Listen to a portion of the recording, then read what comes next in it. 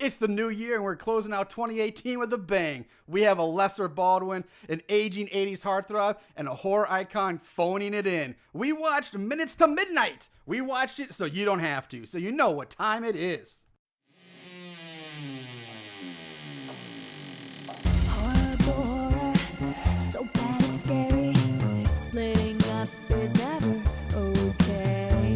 Plot, who needs it? Don't turn on the lights. Cars don't ever start, but that's alright. Running upstairs instead of out the door. Good acting, what do we need that for? Horrible horror, so bad it's scary. Enjoy the show, but not really.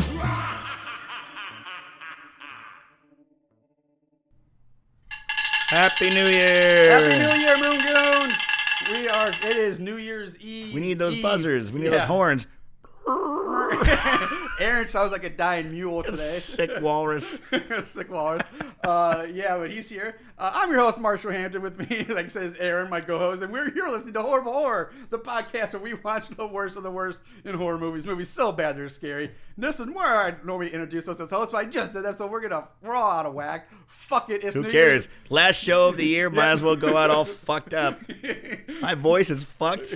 Yeah. Marshall's fucked. We're all having a great time. But hey, 2019's right around the corner. Yes, it is. Fresh start. Fresh start. Yeah. So we watched a little movie called Minutes to Midnight. It's a New Year's Eve movie. Those are getting fewer and fewer. Harder to there's find. not a lot of New Year's Eve horror No. themed movies, but you seem like it would be a good one. You would You know, think. people go to parties. There's a lot of different people you don't know. A killer could walk amongst them. Yep. You know, stuff like that. Plus the countdown. Come on. Well, they can't did all that with New Year's Eve. The whole countdown. That's true. Which That we was did. That was our first New Year's. That show. was our first year's show. That was a good movie. For some reason, I remember that movie fondly, even though it sucks. But it's like that was our first New Year's show, and it has. I don't know why, but like that one, like that was. I wish I could find movies like that to do for this, but Right. we're still running out of them. Well, that's why we're here. And of course, if you want to listen to that show, go to our podcast. Pardon me. Go to our website, horriblehorrorpodcast.com, where you can listen to all of our episodes. They're all there, streaming. You can download them. You can also check out our merch section. We were talking about all the shirts we're selling, so you better get on top of it. Also, you can check out our Hall of Fame there. But if you don't like to go to some strange site you haven't been to, of course, you can listen to us on iTunes, Podbean, Google Play, Speaker.com, and I'm missing one other, I think. Oh, iHeartRadio. iHeartRadio. That's right. We are on iHeartRadio as well. And, of course, you can talk to us on Facebook, Instagram, Twitter. Our Twitter handle is @SoBadIt'sScary. So bad. So there we go. And I did that all with a jacked up voice. He did. Yes. We had a new listener contact me, but just a reminder for all you out there, anybody looking for our older episodes, places like iTunes and our iHeartRadio only will show us so many of the more recent they'll ones. have like the most recent 50. Yeah. We have a lot. Yeah, iTunes will show the most recent 100. iTunes is less, or iHeartRadio is less. But yeah, for any of our older stuff, you want to go back, you can get all the older stuff on Podbean and off our website. With that said, let's move on to the reason for the season, the reason we're here. Last show of the year. Last show of the year. Last show of 2018. What It is. episode number is this, too? Oh, God, we're closing like in on 148? 148, I think. Yeah. Anyway, Minutes to Midnight released on July 3rd, 2018. An odd time to release. Odd choice, but it's New very Year's. recent. Yes, very, very recent. Written by Victoria Dadi, D-A-D-I, and Christopher M. Don. Written and it was directed by Christopher Ray. Lots of Christophers in here. Now, Christopher Ray has 57 credits as a producer, 20 as a director. He's directed such movies as Mega Shark vs. Colossus with a K, Mega Shark vs. Crocosaurus, Reptosaurus, something like that, and then Two-Headed Shark Attack, and its sequel, Three-Headed Shark Attack, and then a movie called Circus King, which is another horror movie. I actually watched that one myself not that long ago. And Circus King? Circus Kane, like the okay. wrestler. It's actually kind of interesting. I mean, it's not great, but I remember thinking like the guy who plays Kane, there's some lines or dialogue or the way he delivers it. I was very intrigued by it. So I can't say if it's really good or bad because I don't remember. I just remember his performance standing out, and it was enough to keep me interested. Okay. Anyway, doesn't matter. You can find Minutes to Midnight on Amazon, YouTube, the pay you, not for free, Google Play, and Vudu. The cast. Oh my goodness, the cast. Do we have people to talk about? We actually have a cast. Lots and lots of experience and working The names everyday people will recognize, not just horror fans. Yes. First off, we have Mr. Walters, played by William Baldwin. That's right. We have a fucking Baldwin in this movie. Billy Balls in the house. We got the lesser Baldwin. I mean, you get Alec, but good old Billy Baldwin. Dude, he's trying his best to look and talk just like Alec. Yeah, he is. But at least he's not Steven. So then we have Mr. Sheriff Wyatt, played by Mr. Richard Grieco himself. Fuck. God. Oh, Jesus. Fucking Richard Grieco, he's probably has 78 credits and not realize he had that many credits. Man, he worked all throughout the probably late 70s, all throughout the 80s. But he's got fun movies like a movie called Dick Dickster, which was also directed by Christopher Ray, which just sounds like a porn movie or a porn star's name anyway. It's a little on the nose. Yeah. Dick Dickster. A movie by the title Halloween Pussy Trap Kill Kill, which that just sounds fun.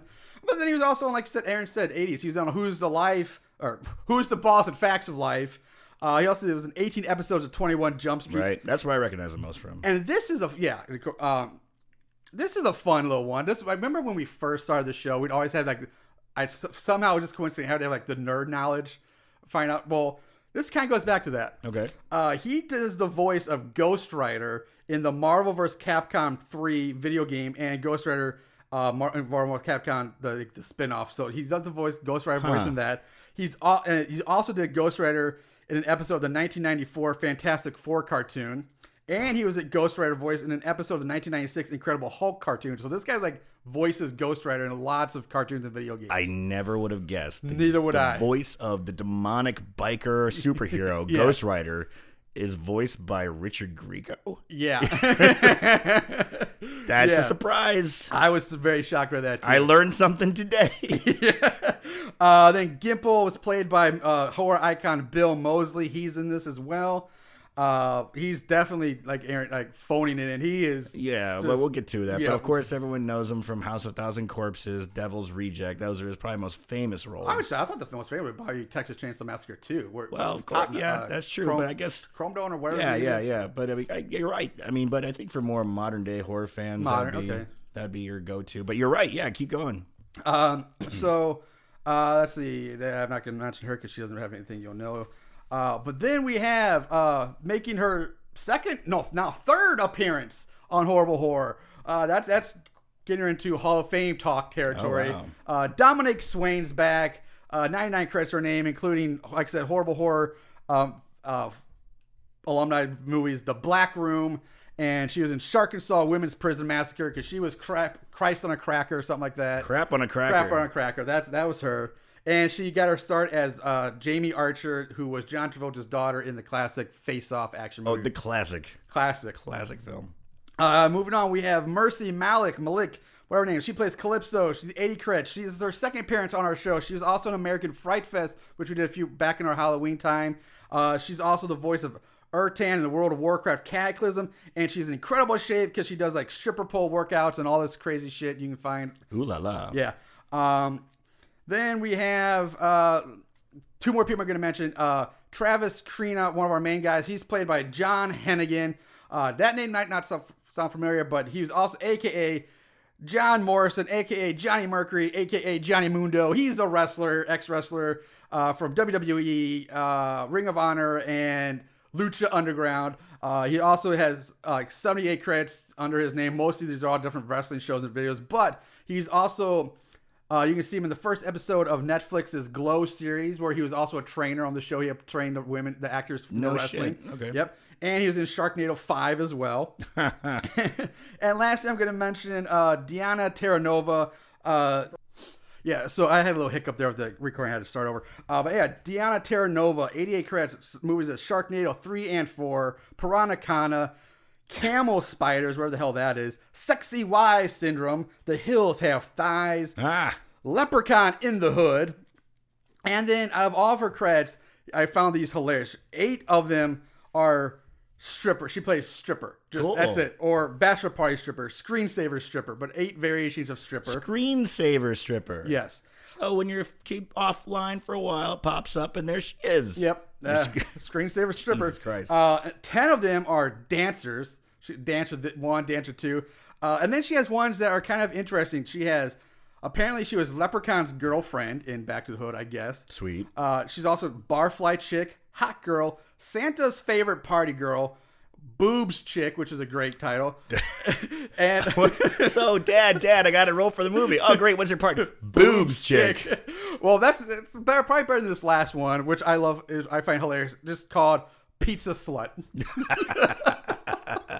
I don't remember what movie that was from, but just if your character's name is Pizza Slut, it's going to be a quality film. Yeah. Pizza Slut. Pizza Slut. So, all right. Sure, Meryl Streep was looking for. She started her career too. Pizza Slut. Yeah, I think Meryl Streep's very first credit is something like that. I think you were a little classier. I think it was a hamburger slut. Jesus. Hamburger call girl. No. Or escort. They're classier. Hamburger escort. All right, so let's move on to the movie itself. We open with this beautiful scenic shots of like the California wilderness. You can like the mountain ranges and the forest. And we're quickly introduced to this couple hiking through the forest. This couple, we will later find out, are named Emily Hill and Charlie Krenner or something like that. And they're out for a romantic hike and a picnic.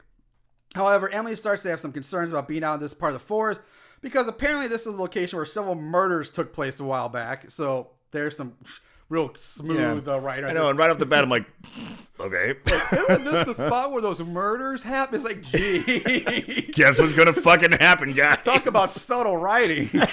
Dude, Dick Dickerson was less on the nose than this fucking plot point.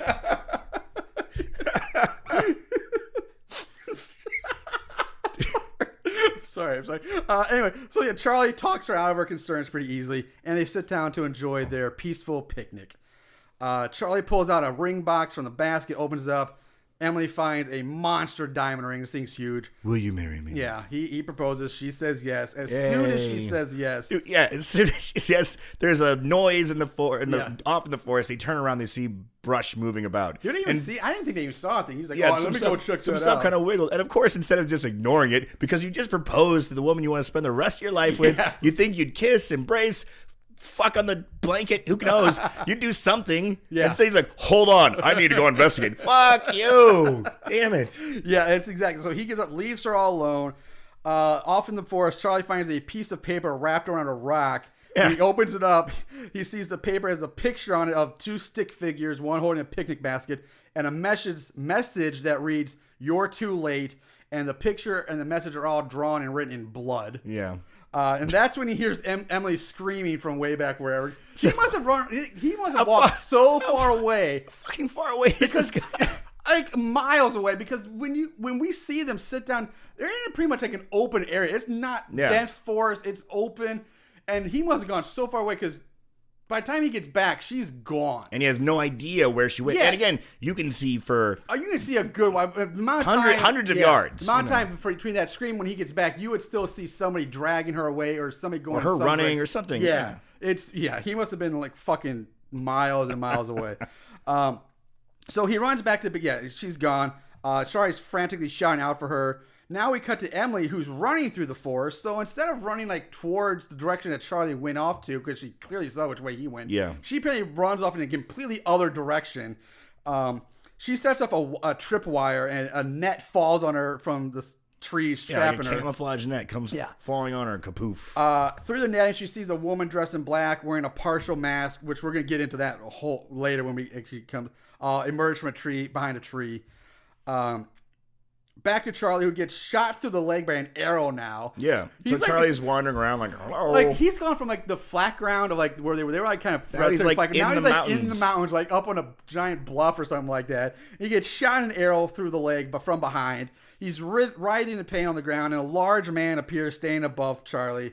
He looks up the man. We can't really see, what he looks like because he's backlit. Mm-hmm. It's all backlit shadow. Sun's behind him. You can just see a silhouette. Yeah. All we see is this man rise up his axe and violently chops it down into Charlie. The screams of Charlie getting killed are heard as the screen goes black and the title card rolls, followed by the rest of the credits begin to play. Minutes, hack to hack midnight. Yeah. And hack. Hack being the operative word there.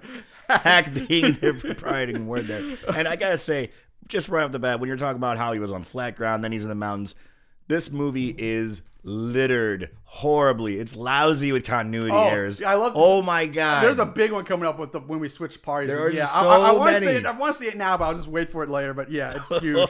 All right, so during the credits, we're taken to like this killer's workshop where we see someone working on cleaning a human skull. It's like all of a sudden he's the Predator. Yeah, he's like cleaning off a human skull along with other bones. Got his trophies. And he's crafting like some macabre items and all this shit. Now, we cut to a group of friends setting up a small office New Year's Eve party. This is where we meet the bulk of our main cast of characters. We have our main girl, Sophia. Richie, he's just annoying. I don't like him. Kyle, the black guy. His girl, Vanessa. And Heather, who's kind of like the... I don't know how to describe these people. There's all this kind of... They kind of look like the Disney Club kids that all grew up and never became Justin Timberlake or Britney Spears or... Kyle looks like that guy from... he was first season of American Idol. He did a movie with Kelly Clarkson. Yes, he had yes. The hair that looked like springs or something like that. Yeah. He looks like that guy. He's like a half white, half black. His name was Justin. Yeah, half white, half black guy. Yeah, and his hair is real like springy and weird. Yeah, and he just looks like he grew up and like hit the gym. Yeah. Yeah, I don't really know how to describe them all at this point because they're all just kind of blah characters. I mean, I'll describe them. Fodder. Yeah, fodder. There you go. That's a perfect word. Anyway, in comes the boss, Mr. Walters, like I said, played by William Baldwin. Billy Baldwin. He exchanges some pleasant banter with Sophia, and then decides to... He's got his hair slicked back, just like Jack Donaghy. He's got the 5 o'clock shadow. He's talking like... I can't do voices now. I keep my voices. Actually, that was pretty good. Talking like this all the time. It's not bad, because that sore throat gives that raspy. Sore throat gives me a little more Alec Baldwin edge. Sexy. That's sexy. I think we can make some money this weekend. I think we did, yeah. All right. Let's do that. You do all the work. I'll do the talking. Anyway, for some reason, he gives her the keys to the building to lock up when they're done, wishes them a Happy New Year, and then he leaves. I was kind of curious what kind of business they run. Exactly. Like, it's a small office, but this guy's like obviously like loaded. Like, you can tell like he's supposed to be like super rich. Yeah. He's like the big fish in the small town. But yeah, they have a map of the world and a whole bunch of scuzzballs working. Yeah, it's like, I thought the same thing. Like, what the hell do these people do in this building? A small office with no windows. It's just weird. We cut to the streets of the small resort town where we meet Travis, who's out searching for his missing brother. You mean Eddie Bauer edition soldier or Winter Soldier? Yeah, he does. Dude, look like. He's wearing like Eddie Bauer, so good. Eddie Bauer vest, Eddie Bauer backpack, Eddie Bauer this, and he's just got the long he's hair. got the long hair. He's kind of muscular, and he's like, "Hey, have you seen my brother?" Yeah. You know? It's like he's on a quest. Yeah, he's Eddie Bauer, Winter Soldier. I love it. Like I said, his brother's Charlie that we saw earlier. Now Travis runs into Ranger Tasso and asks him if he's seen Charlie. Now, for some reason, Ranger Tasso just doesn't have time to be bothered by people looking for missing persons. No. Because Tasso practically pulls his gun out on Travis and tells him to get lost and like, we don't like your bums in this town. And Dude, you better this get out of here. suddenly becomes Rambo. Yes. This becomes First Blood. It is. Yeah. I'm like, what the fuck? I mean, he's just asking, have you seen my brother? He's around Yeah. here. And he's just like, we don't like your kind Get around the fuck here. out of here. With your secondhand Eddie Bauer outfit. But then up comes Sheriff Wyatt, who tells Tasso to ease down. He looks like more of a bum. He does look more of a... Like, This is Richard Grieco. First off, yeah, no shit, calm down, buddy. Easy. Okay, let's talk about the sheriff. Yeah, Richard Grieco's the sheriff. And we've seen other movies where we had the small town sheriff who doesn't look like, the New York City sheriff. He's not Right. He's more of a man amongst the people. But still, every sheriff, every law enforcement officer has to wear some form of identification as something that can identify you as a fucking sheriff. And law, your badge or something. This guy looks like he's just bumming around town. He's got long, scraggly, his black hair is long down his shoulder. Just looking like rough. He looks like he's like coming off of a 3-day bender. Yes. And his face is real gaunt. Yeah. Like he looks like he's been doing coke like, for he kind of reminds me like it's all that Ghost Rider money he was getting. It's like an Alice Cooper wannabe. Yes, without the makeup. Yeah. Yes. It's that long, straight hair, the gaunt face. But he wears jeans and like he has no like badge, no sheriff star, no an oversized brown coat. Yeah, like nothing that identifies this guy as a sheriff. So on top of that, first of all, what's wrong with the sheriff and the ranger? Because I'm like, these two people are supposed to be public servants, and I mean, a sheriff and a ranger isn't looking for missing people, that's in their job description, especially a fucking ranger in a resort on like woods and forest. That's all you basically do. That's your job. Look out for forest fires and find missing people in the forest. That's job number one. Yes, he's like, fuck you ain't looking for missing people. I'm going to shoot your ass. Pulling my gun. Pull your gun. Like, are you, what? Like, it's so bad. So, I skipped my note. I skipped something. That's okay, because Billy Baldwin comes out and he's like, hey, how you doing? I haven't seen your brother. Boy, I'll keep an eye out for him. I'm a good guy. Hey, finger guns. Basically, okay, yeah. Just they basically blame Travis for disturbing the peace, even though he just asked the ranger. We see him ask one person question, but that's disturbing the peace. But yeah, he's like, no, he walks away, and that's when he bumps into Mr. Walters, as Aaron said, coming out of his building. He asked him if he's seen Charlie. Walters like, no, but hey, it's a small town, anything's possible. And so Travis walks off again. But Walters does give like a little high wave to. He acknowledges the sheriff. Yeah, and the ranger. Back to the office party where the group is lining up shots of vodka and getting the party started, getting ready to party. Michael shows up. He's another one of our main characters now, who's supposed to be Kyle's best friend and coming back from Hollywood. I can't do it. Hollywood. Oh my god, that just sounds so bad. Sorry, guys. I need to put you on your misery. Like a sick walrus. Yes. Although it's never really said that Michael and Kyle, like, even though it is said that Michael and Kyle are supposed to be best friends, I don't think you would ever pick up on it in this movie because, like, the vast majority of the time, they're never in the same room. They're never really talking together. They're not hanging out together like you would think best friends would. There's really no indication. You would think, honestly, the way this movie portrays that Kyle and Richie would be the best friends. Those two interact way more than Kyle and Michael do. So anyway, Sophia pulls Michael aside. They talk. We learn that the two of them have a past. They dated in high school or some crap like that. They used to be a couple. Yeah, all these guys are like high school buddies. 20s, like young 20s. Yeah, college age. After laying into Mike for his lack of contact after he went to Hollywood, she goes back to the party and suggests that they all ditch the office and take the party up to the lodge since she has the keys. I've got the keys. Apparently, like, what? Where'd you get these keys? Like, I know we saw Baldwin give keys to her, but he's like, here's the keys to the office to lock up. Not here's keys to the lodge. Right. Go break in or and party up whose there. lodge is it? Exactly. Like, later we find out, I guess it's supposed to be Baldwin's, but because like it makes zero sense. There's yeah, really I'm not calling the sheriff by his name. He's Richard Grieco. I'm not calling Billy Baldwin by his name. He's fucking Billy Baldwin. It just makes it easier for me. Fair enough. Anyway, everyone agrees. Like, yeah, let's do it. Hey, sure. that sounds way better than a shitty office party. Yeah. So I'd be in. So Vanessa's out. She's like, she says she'll call Gabe and Chloe, two more people, to tell them to meet us there instead of here. But now, instead of driving to Lodge like everyday normal people would, they decide they're going to walk there. They're going to hoof it. Yeah, they're she doesn't want anyone driving during New Year's. It's New Year's Eve. It's amateur hour, and that's not it's common for people to say that. But to walk, I'm like, okay, it's got to be max 2 miles. I'm thinking the same thing. Like, sure, she said, oh, the Lodge is close. Great. Now, again, first of all, I call bullshit on this because there's no way that these people would walk anywhere if it's if it's more than like 2 blocks to a party. Because, the girls are wearing heels and shit. Oh, yeah. Like, my fucking... Like, they're not... Where I live and then where my girlfriend lives, we're basically 2 blocks apart. And neither one of us walk to each other. We drive. I know we're lazy, but I'm just saying, most people don't really just walk anywhere nowadays. They just... Plus, if you're carrying booze with you... That's the thing. And you're going to be hauling all this stuff, like, no, you're going to put it in the car and you're going to drive. They're carrying a bunch of booze. 1 car, sure, makes sense. But 2 miles max. That's what I'm saying. Yeah. So let's just keep that in mind too. Exactly. And you're thinking, okay, the line just gonna be right around. And the they're corner. in town. They're in town. They're They're like on Main Street, a small town. Yeah. But again, when they say close, apparently that means walking out in the middle of fucking nowhere on a hike to this lodge in the middle of the woods somewhere. That's what we see. The next several minutes, they're hiking through like the hilly terrain to get to this lodge. Exactly. Like, no, bullshit. They'd be driving their asses up there. They ain't walking that. So during the hike, Vanessa tells Sophia that she was the one that called to invite Mike to the party because everyone, because everyone wants to see Mike and Sophia get back together. You guys were such a great couple. We wanted to see you back together.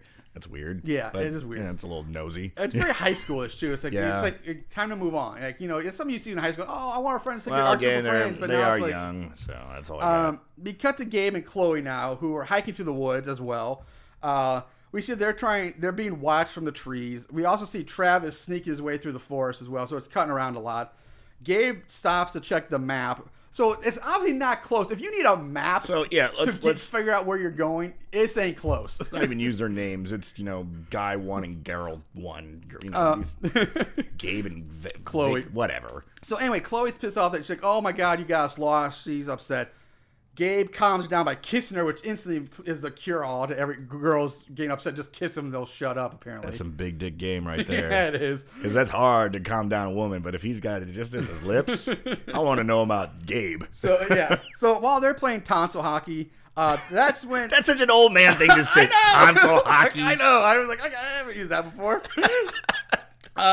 That's when an arrow comes flying out from the trees, punctures through both of them. Like a fucking skewer. Goes, into Gabe's back, through his chest, and into the chest of her stomach. Through her back. Yeah. So they're like kebab. It's a human kebab. They're kebabbing this arrow. Chloe screams. Both of them cough up mouth blood. That'd be pretty awesome if they just blah right into each other's faces. Note to self: if I ever make a movie, do that. We need to call our friend of the show, Drew Marvick, and pitch that idea to him. Drew Marvick, yes. If you ever want to kill us, we'll be happy. We'll cough mouth blood up. We will play tonsil hockey with our own mouth blood. You could. Going back to call back to that, we used to make kind of like some, in the level. You need to be killed by the level. Like impale us, kebab us on a level, and we will cough up mouth blood into each other's faces. Perfect. You won't be sorry. You won't be sorry. It's gold, baby. I got messaged him tonight and pitched up that idea. So anyway, we see the large man who killed Charlie holding a bow made from like a human spinal cord. It's kind of cool. It is kind of cool. I will say the weapons in this are pretty awesome. Yeah, I will agree. Travis hears Chloe screams. He rushes off to find the source. Gabe and Chloe fall to the ground, stuck together by the arrow. Travis sets off another tripwire and gets caught in another net. We got Hobo Eddie Bauer running through the woods, yeah. And he trips over that same tripwire that drops. It could be a different one. It's very similar, but it's the same type of trap. Same trap. Falls on him, and he looks Fucksville, but fuck no. No, he ain't. He's fucking Winter Soldier. Yeah, he is. Eddie Bauer edition. And he pulls out a fucking knife. Yeah. He cuts through that shit and pops right out like, yep. God damn, this guy. Yeah, he's a fucking action hero. This guy means business.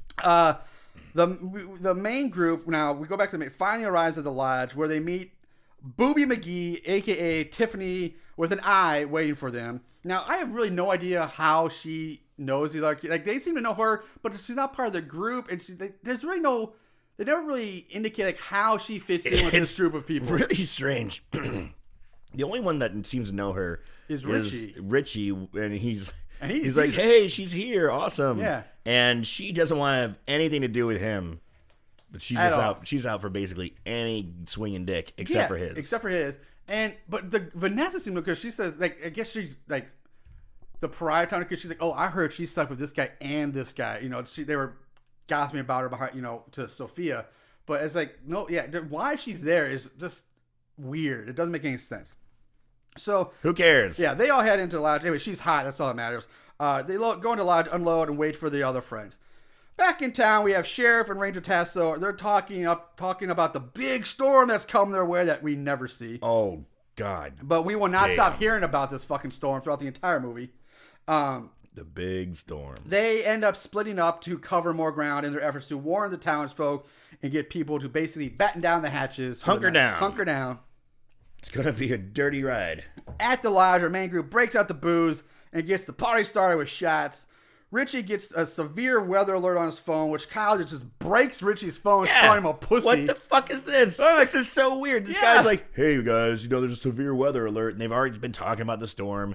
And, Richie's talking about it stuff. And Kyle takes his phone, just goes, don't be a pussy, throws it on the ground. Breaks it. He's like, dude, I just got that phone. He's like, sorry. Yeah. I'm like, what the fuck was that for? Yeah. Because it would make sense if it was the only phone. You broke the only phone in the house. But every other asshole has a phone too. Yeah. So he's just a dick. He's just a dick. What was that for? They're supposed to be friends. It's not like they hate each other. I know. It's like if I did that to you, you would rightfully be really pissed off. And Rich's like, all right, you said sorry, okay. Like, what the fuck? Like, who just breaks the guy's phone for saying, oh yeah, the weather alert? Like, he's actually being helpful. He's informing you of what's upcoming. You can prepare accordingly. Fuck your weather, pussy. Yeah. Anyway, Sheriff White Grieco shows up at the lodge now. Yeah, Richard Grieco then shows up. There's a storm coming. Yeah, exactly. You guys gotta leave. So, exactly. Tells him he saw the lights on. He's like, "Oh, I came by to warn you about the storm." He tells Sophia that she and her friends need to leave. During his speech about leaving the lodge, Sheriff White starts talking nonsense. Like, seriously, nonsense. Like, it gets really weird. He says to her, I quote, "I don't want you making the same mistakes I did. The road to hell is paved with a lot of good intentions." Like, it's just like, in context of what he's there for, what does that even mean? What? Yeah, like, what mistakes did you And party at a lodge when you were in your 20s, Rico, and get a hangover? I used to do the same things you did, kids, but don't make the same mistakes I did. Yeah. The road to hell's paved with good intentions. It's so good. What the fuck does that have to do with anything? Dude, we want to just party and get laid. So yeah. Like, fuck off, Richard Grieco. Again, like, it makes zero sense why he says that or what that is. Nothing, and it really doesn't have much to do with anything later either. My career went down a dark path when I voiced Ghost Rider over and over and over again. Now look at me. I'm in B horror movies. Yeah. Don't go down the same path I did. Honestly, I'm really confused. Like, what mistakes he talking about? It's out of place and odd. Anyway, Sheriff says, I'm coming back in the morning. You better not be here when I get here. You better be gone. So now we cut to Emily, who is from the beginning, who tied up in a bloody murder room that's pretty much ripped out of a Texas Chainsaw Massacre movie. It's got chains and like hanging from the ceiling with fake body parts hanging. Body parts you can buy from your giant rocks. Yeah, like a horror themed store. Yeah, it's just a bunch of props. Like, at first, I was really trying to like, are they hanging there? Like, are they supposed to represent real heads and feet and arms, or are they?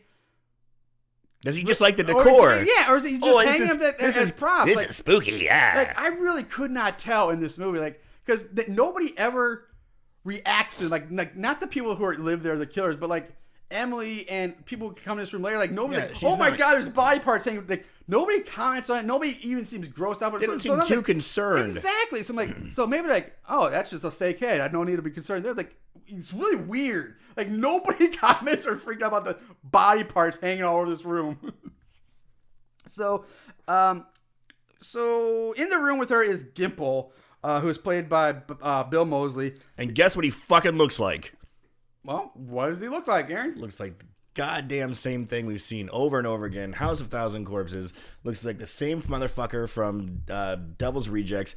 And he looks like that same motherfucker through, what was that movie we watched with Nathan Jones in Australia? With Tara Reid. Yeah, Charlie's Farm. Charlie's Farm. Yes, Charlie's Farm. Looks like that same, it's like wild, crazy hair, got a beard, wife beater, skinny, going hee hee hee hee. Just, but you could tell he's phoning it in. That's right, he wasn't Charlie's. Yeah, he was the father. Yeah. And he was the crazy motherfucker with the wild hair. Oh yeah, he is definitely, he was more committed to Charlie's Farm than this one. Way more. Anyway, he's basically pulling out his own teeth with a rusty set of pliers. And he's also wearing a long blonde woman's wig. He tries to feed Emily a piece of bread, but she just bites his hand. And then he starts painting like a lunatic on this like canvas or sheet of paper in blood. Yeah, and he takes his wig off and he's got like short brown hair now. Yeah. I'm like, okay, well, I wish he just would have looked like that. Yeah. Instead of having that same But the wig Otis makes them look. crazier. Yeah. Back at the lodge, the girls of the group discuss what they should do. Should they leave? But they decide to stay till the morning. They'll leave in the morning. And now we get some continuity mistakes here. There's some weird shit. Because we cut now to a totally different New Year's Eve party. Oh, my God. Now, keep in mind, when we first cut, we see an exterior shot of this house. And outside the house is like a foot of snow. It's like a ski lodge in Denver. It's like fucking Aspen. Or Denver. Yeah, it's a ski lodge. It's snowing. It's thick. There's snow, and it's dark outside. And, they pan inside the party. And there's what I thought was a drag queen walking around, but it's just a woman with a lot of makeup on with her titties hanging out. That's hostess Big Boobs McGee. Not related to Boobs McGee. Big Boobs McGee. This is Big Boobs McGee. Step up. Yeah. She's addressing her guests. One of the guests is the Unabomber, by the way. DJ Unabomber. It's so weird because all these girls are like in nice, fancy dresses. Like, they're out for a proper evening. There's only one or two guys you see. They're dressed up, but then there's this one Unabomber looking motherfucker standing there with like black hoodie on, front, pulled up, like front and center. Yeah, front center, black sunglasses, long hair. I was like, what the fuck is the Unabomber doing here? Jesus Christ! And she's like, "You're all snowed in, but we're gonna party. Can I get an amen?" And they're like, "Amen." And she's like, "Can I get an amen?" I'm like, "Is this RuPaul's Drag Race? What's going on?" Like, you ain't drunk enough. And she's like, everybody can kiss whoever they want tonight because it's midnight and all their sins will be absolved in the morning. Hit the music. Bitch, that is sexual assault. Just kiss anybody you want. Just walk up to them and start making out. This is not Me Too friendly. So now we see a door slowly opens a crack and his dirty hand reaches The music's in. going. And He turns up the volume on the stereo and then flips out the light. Now, here's a warning to anyone who wants to watch this movie. If you're epileptic, if you're prone to epileptic seizures, you might beware, want to caution. Yeah, because the next 2 or 3 minutes is just a headache-inducing strobe light shit show. Our 3 killers enter the room. All the partygoers scream and start running around in a chaotic mess. Betty Big Boobs gets tossed to the floor after having her top of her half of her dress ripped off. open. So we're in strobes of big fake boobs. Yep. The party guests are getting slaughtered left and right. Blood's flying everywhere. The scene ends with Gimple blowing one of those like noisemakers for New Year's. Looking crazy. And a scene. In this scene, it's like you see this close up of this gal with that half mask on. I'm like, what the fuck am I watching? It's like I can't wait to get to the mask later. Okay. Boy, I can't wait. All right, thanks for the warning. But you see these flashes of these people, and you're like, "What the fuck am I looking at?" No. You're not quite sure because it is strobe light, and they're running around, they're doing stuff, but you're like, "Am I seeing what I think I'm seeing?" Yeah, and, I was right there with you. And at the same time, I was like, I was watching this like kind of through like one eye squint open because the strobe light it's just so violently strobe light. I'm like, it's hard to watch. It's like not easy to watch. It's not hard to watch because it's violent. It's hard to watch because it's just my head. Yeah, it like makes my head hurt. So we go back to the lodge now. Which keep in mind, we were just at a house in like a foot of snow at night. So they have to be in the vicinity because these are the same fucking Same killers. fucking people. Yeah. Same. Who we just saw running through the woods in daytime at a lodge. No snow. No snow around. Greenery everywhere. The grass and bushes are still green. Lush and green. Yeah. So and next, what? Like right next door, there's a fucking foot of snow. You're snowed in. You can't leave this party. You can't. You're snowed in. And so, the party at the lodge is full blown mode. They're dancing, they're drinking, they're playing beer pong. Sophia gets pissed off that Tiffany somehow, for some reason, uploaded a picture of her and Mike to her social media because bitches be tripping. She storms up to Tiffany and warns that Michael's off limits and you're going to have problems with me and blah, blah, go to hell. And I told you what I was going to do. So basically, her pussy is hot for Michael. Yeah. And then Heather throws up and she has to go to bed. Jump to Ranger Tasso driving around doing his pre-storm rounds. Now, during this scene, the camera goes back and forth between shots of him driving and then shots of the like POV of driving down the road. But the funny thing about that is that every time they cut to the driving shot like of the road, they keep using the same section of road and they play the same footage over and over again on a loop 4 times. Yeah, I was about to say it might not be that noticeable, but the 5th time you see it, you're like, that's the same fucking bug that went by. Yes, there's a bug that flies close to the window and then kind of veers off. Yeah, but it's like it's very noticeable because like, whoa, that bug almost hit the screen. Yeah, and then again and again. And there's the same road sign. It's not, like, that fucking lazy. It's like a Tom and Jerry like cartoon from the fucking 40s. Same background going over and over and over again. Yeah, it really is. It's awful. So eventually Tasso sees something that makes him pull over. He gets out of his Tesso. Tasso. It's like Tasso. Yeah. I keep thinking Tesco. Yeah, it's weird. It's Tassau or Tesso. I want to say Takao. I don't know why. A little Wu-Tang call out there. Takao, right? He gets out of his SUV to investigate. He finds a sleeping bag, and when he flips it open, he finds a bloody skull like a deer or something in there. Yeah, it's like gross body parts of an animal. Yeah, twigs snap nearby. He rushes off to find the source, and he quickly sees a large man standing in the dark nearby. Tasso's like, hey, you're not supposed to be out here. You know, the storm's coming. The storm's coming. Like, I'm not going to write It really dropped like a foot of snow, like 20 feet over there, man. So it's a coming. I'm not going to write you up, but, just take your trophies, being the deer head. Your kill or whatever. And, just get home quickly. The large man doesn't move, so Tassel gets a little more aggressive. He raises his flashlight up to shine on the man's face, and that's when we see, for the first time, we finally get a clear shot of the killer's mask. And this first mask looks like, we won't talk about this one here, looks like a cross between like Baraka and Reptile from Mortal Kombat, or like Venom meets a black ginger dead man. Either way, he looks like a Batman villain. So maybe like a Bane or Scarecrow mashup. Take any one of those picks. Dude, with like a touch of Muppet in there for me. Like it just looked like Muppety. Like his eyes just looked like the big plastic eyes that Kermit the Frog has on his head. It's like, it was kind of cool looking, and then these fucking eyes, they're like white outline and dark in the middle. It's like, it just kept making me thinking of like Kermit the Frog. Like a demonic, evil Kermit the Frog. That's what I kept going, because I was like, okay, Reptile, Baraka, I see what you're going with, but then the fucking eyes. They look bug-eyed like Kermit the Frog. I didn't bother me as much, but I get it. I see where you're going with it. I see why you I didn't find it scary. It sounded like demonic Kermit the Frog. That's what I got. So, anyway, Batman villain here quickly kills Tesso with his femur axe. He's got an axe made of like a femur, a bone, and all this. It's pretty cool. We go back to the lodge where Sophia is helping Heather into bed so she can sleep off her drunkenness.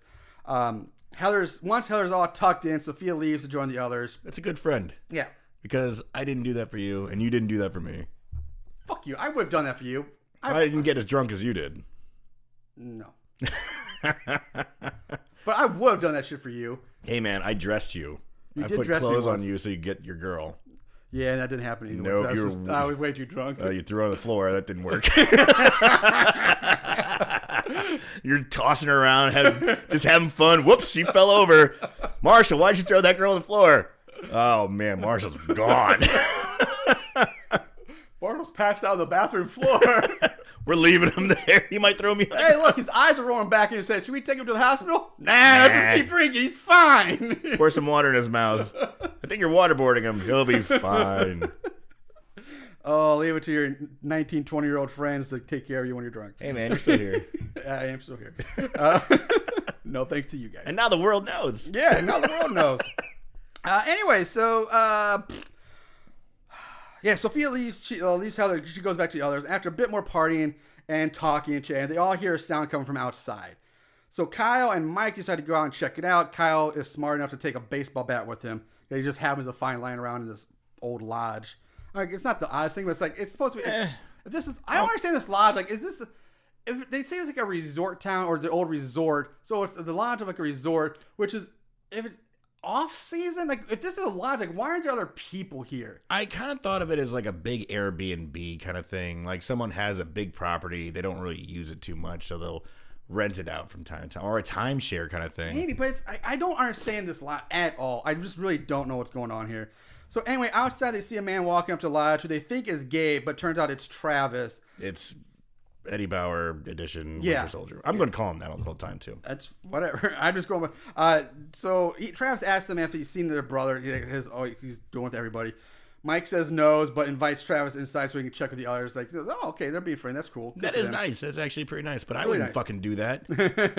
You're gonna let this hulking man into like strangers? Like, you see my brother? Like, you kind of weird, bro. No, I haven't seen him. Get the fuck out of here. But they let him in. Yeah. So we cut back to Heather now, who's curled up in bed. The door creaks open. Heather opens her eyes and sees the Batman villain standing over her. Batman villain hacks into Heather with something. I can't really tell. It's so fast you can't really tell what it is.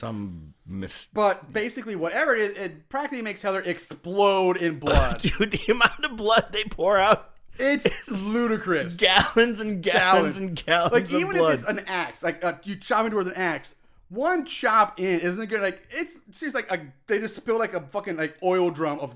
Yes, it's blood like they over, got tipped it like over. when the team wins the big game and they're gonna douse coach the with the Gatorade. Gatorade. It's like they came up and went bah and just dumped all the blood off. It's like off-screen shot of the floor and the bed, and just Blood is the fucking drenching of blood. You expect to hear the team in the background going, "Yeah, we won." So much blood. It's so much blood. And then eventually a few chunks fall down too. What did he hit?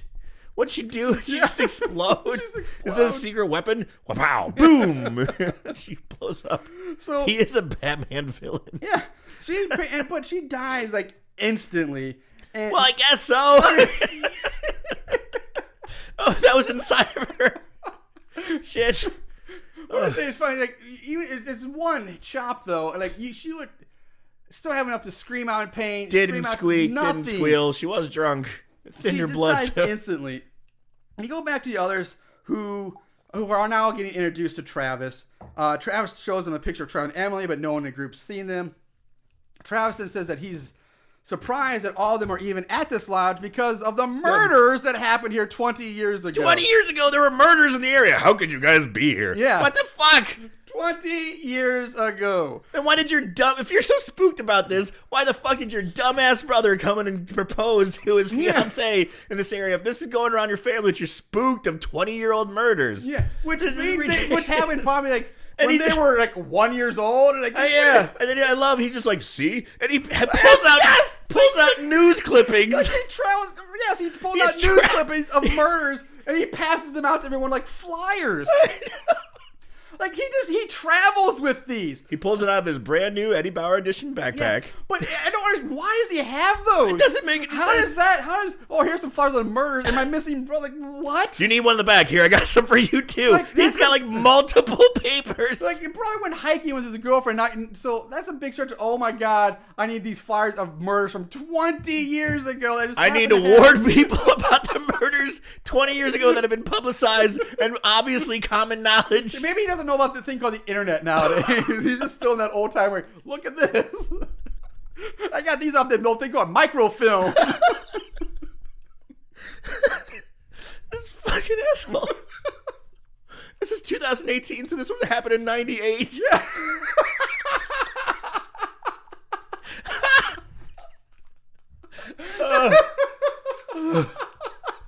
Jesus Christ. So Travis tells him, anyone come up to you and be like, dude, someone was killed here in 98. I'd be like, so? And? Jesus. Can I have a margarita now? Fuck. Travis tells him about the resort employees that were murdered, but the murderers were never found. So now this is a resort? That's what I'm saying. That's why it's like it's a big house. It's a big lodge, but it's not a fucking resort. Well, that's what I'm saying. Is it the lodge, and then like this is the main lodge of like a bigger resort? But you don't know. You're right. When he says that kind of throws everything fucking off. Everything about this doesn't make sense. It's all weird. Tiffany goes into a scared innocent girl mode. Like, I'm so scared, and like tries to like grab Travis's leg, and pawing at his cock. Yeah. But he's just like, yeah, whatever. Go away. I gotta find my brother. Get this pussy out of here. So Sophia and Mike, they go to check on Heather. They open the door to Heather's room, but since Heather's back to them, they just assume she's passed out and asleep. They leave her alone. Travis gets ready to go back outside and look for his brother. But first, warns the group about all the weird shit that's going on out there. He tells them about the net trap and all that. But at this point, Kyle the dick comes back. Yeah, Kyle was cool before. But all of a sudden, he's like, fuck you, man. Well, this is the weird thing. He's like, I'm leaving. And he's like, wait, I need to be a dick to you a little bit before you leave. Yeah, it's like, you can't leave until I'm a dick to you. Exactly. He's like, I'm leaving. I'm going to go, excuse me. I'm leaving. I'm going to go find my brother. Hold on. Don't you come back. He's like, I'm leaving, man. Yeah, and Kyle starts like laughing at him for net traps and nets and murders and blah blah. He's just being a dick for no reason. And you want to like the guy, yeah, because he's like, let's party, let's have fun. Hey, your brother's missing. Come in. We'll show him to you. I'm like, okay, he's starting to become kind of he did a dick thing, breaking the phone, like because he even says when he first meets her, he's like, hey, you look like you need a drink, right? And that's awesome. Yeah, like. Is he a dick or is he cool? Is he a dick or is he cool? Is he black or is he white? Is he black or is he white? And I'm not saying one's worse than the other. I realized once I said that it sounded really bad. Well, we're sticking with Batman villain thing. He's kind of like Two-Face. Yes. He's very Two-Face. Yeah. He's flipping coins in his head, I guess. The trigger is going to be a dick or going to be nice to people. At this point, we do hear thunder begin to roll in. So now we cut back to Mr. Walters' house. Where the sheriff shows up to check on Mr. Walters. They talk about about the last big storm that rolled through the area and blah, blah, blah. So we're at Billy Baldwin's house. Yes. And Richard Grieco's there. And this is the first time we like, they break it down. We get to see Billy Baldwin's place. It's nice. That's nice. Yeah, it's a nice place. It is nice. But and we learned that Billy Baldwin, had a wife who is now dead, I guess, at this point. Walters offers Sheriff White a drink for New Year's, but he declines since I guess he's a recovering alcoholic or something. He's a recovering addict of something.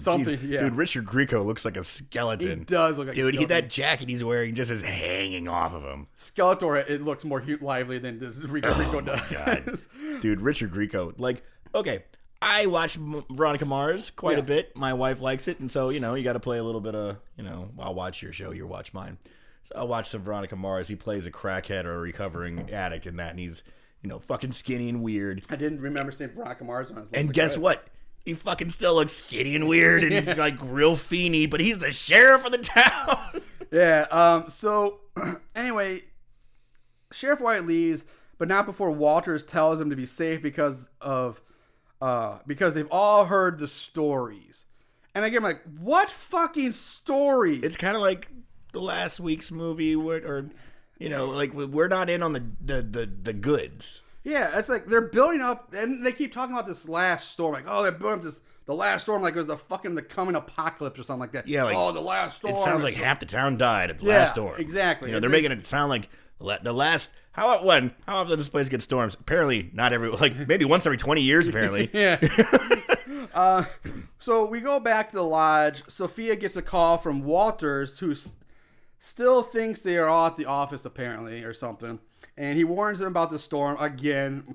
Tells them that if they need anything, call him. And he doesn't want anything to happen to her. And then he says something kind of creepy. And exactly what I said in my notes. And then he gets creepy. He gets a little pervy creepy. Because he says it seems like only yesterday that she was delivering Girl Scout cookies to his house. And that he has watched her grow up from a little girl. What? Yeah, and that's your boss? Of course, the way it's Billy Baldwin saying it like this. Yeah. I've seen you from a little girl passing out Girl Scout cookies, growing into a beautiful woman that you are today. I just don't want anything to happen to you. Yeah. And it's real weird. And he ends up saying, if there's any problems tonight, feel free to call me. Is that sexual harassment? Because even when I was saying it, I felt like I was harassing myself. Like, if you have any problems, feel free to call me. Call me, and I'll be up late. I'll be up late. I love your voice right now, man. This is great. It's buttery smooth, isn't it? I can't do this very long. If I damage my vocal cords again, Marshall, I'll call. Give you some phone calls. You need to record like a very white R&B album. Man. It gives that soul, dude. While I have the bad pipes, I could use them for good in other ways. Okay. So after she gets off the phone, Sophia starts to feel guilty about partying up at the lodge all of a sudden. Then Mike sees a weird painting tacked above a door. It's clearly a piece of cloth painted in blood. It's clearly obvious what it is, but no one seems to pick up on that little obvious tidbit.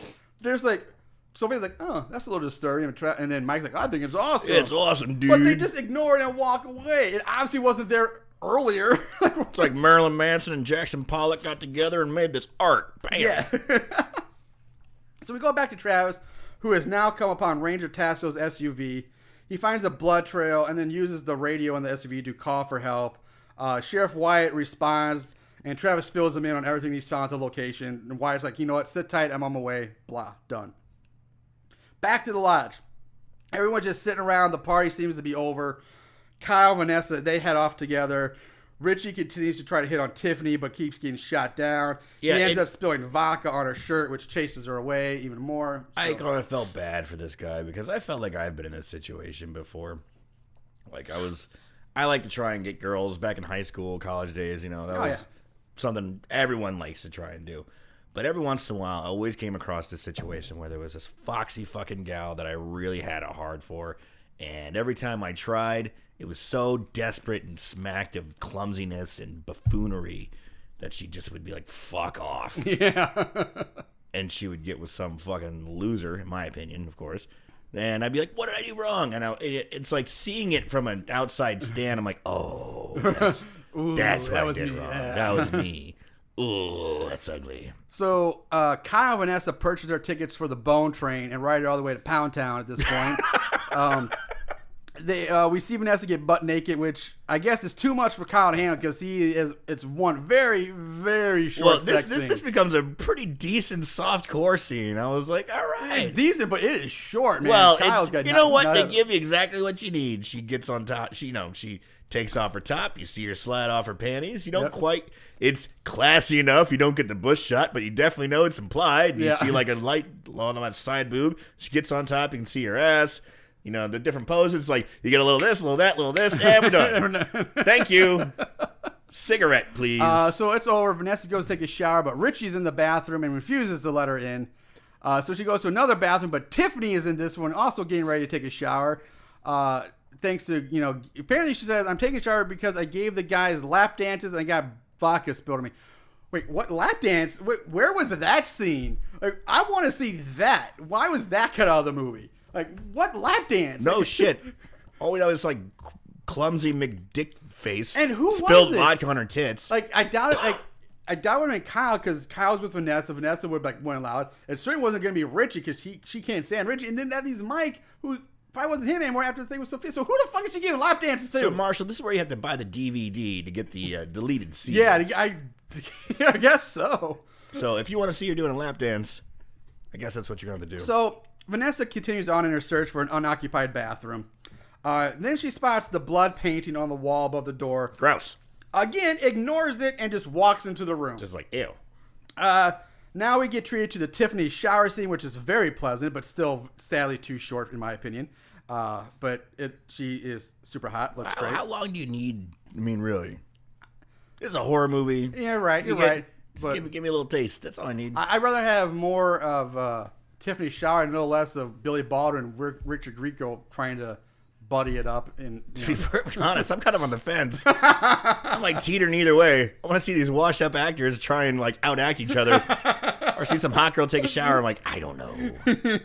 I can see naked tits anytime I want, but I don't know what's happening. My 2-year-old daughter is apparently coming down into the studio. There she is. Hi. Hi, Livy. Hi. Hey, we're going to take a quick break here. We'll be right back.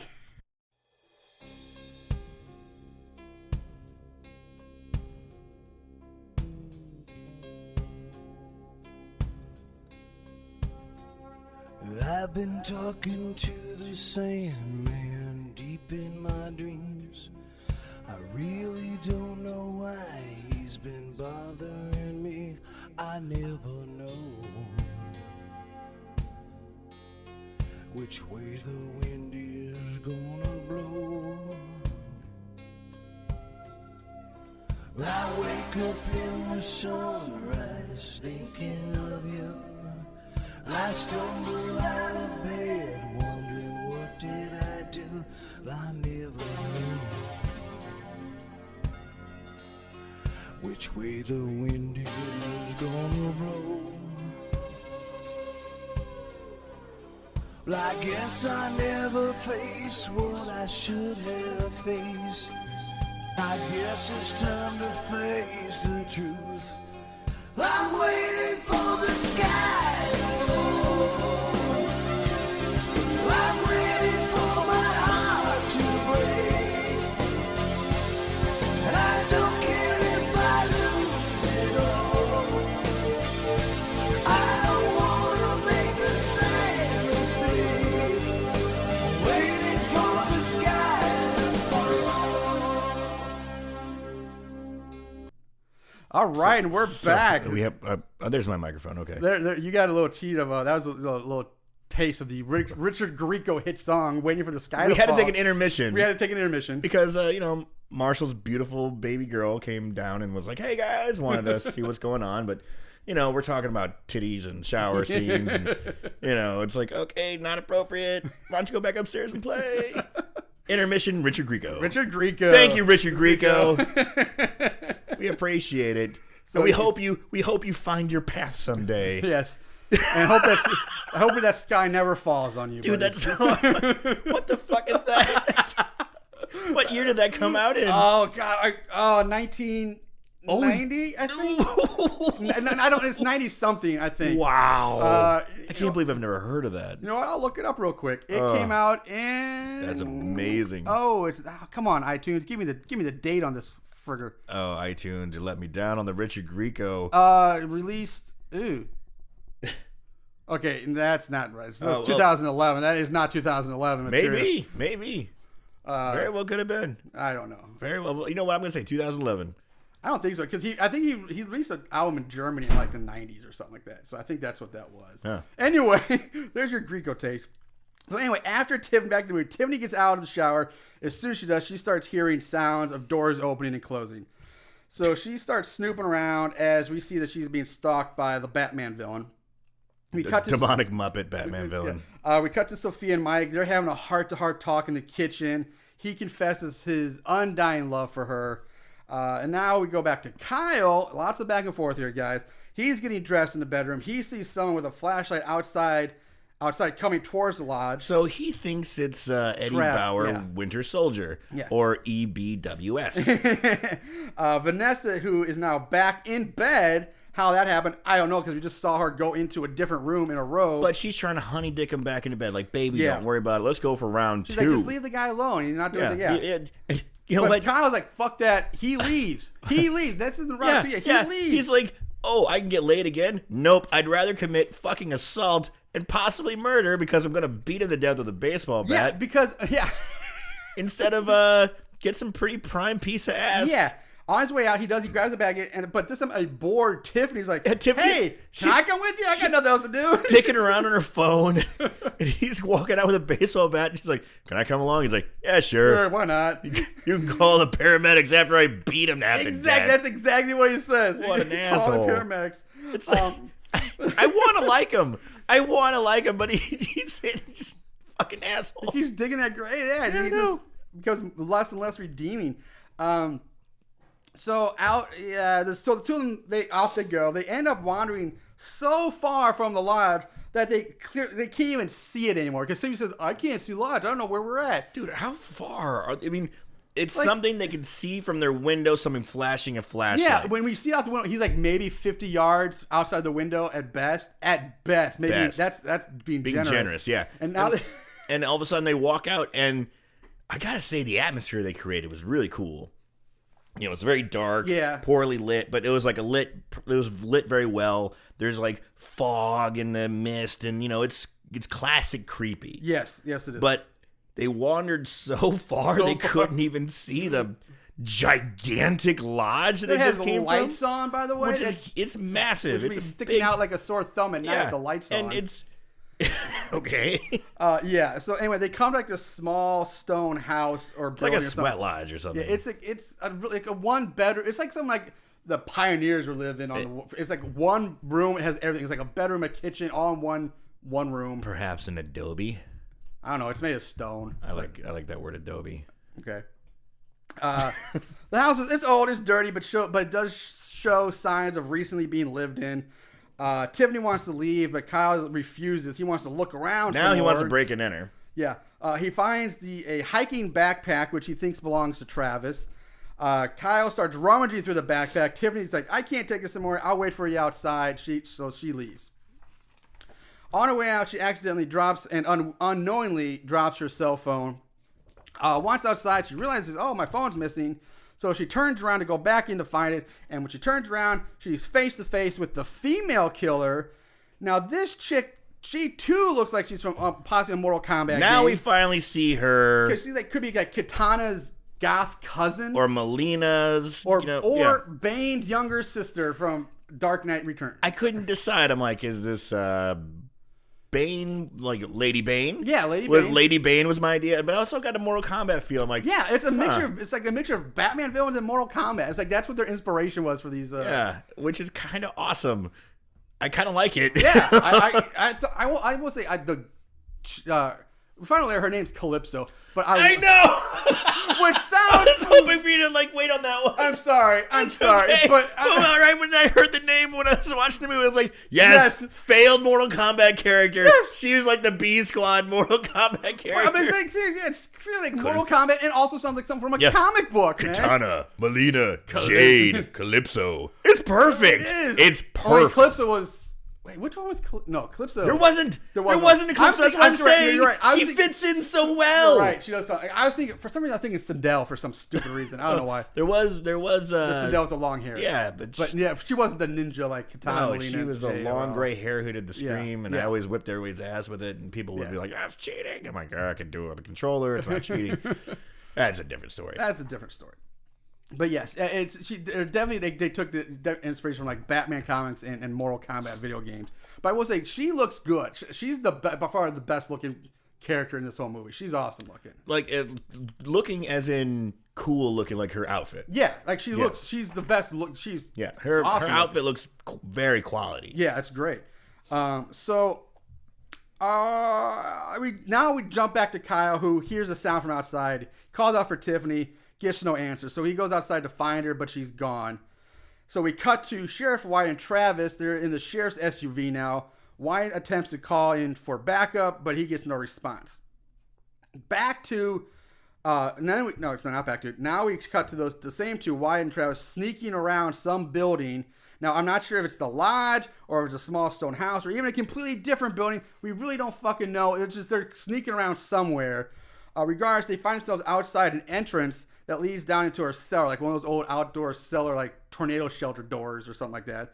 So, I know, I'm sorry. I imagine I'm probably confusing the listeners too. I just keep referring to the sheriff as Richard Grieco. I get it, but I'm reading my notes, and that's why I wrote my notes was Wyatt, not Grieco. But so of course they descend. They go downstairs into the basement. And they go down the stairs into the basement. It's the lair where before they get it turns out it leads into the murder room.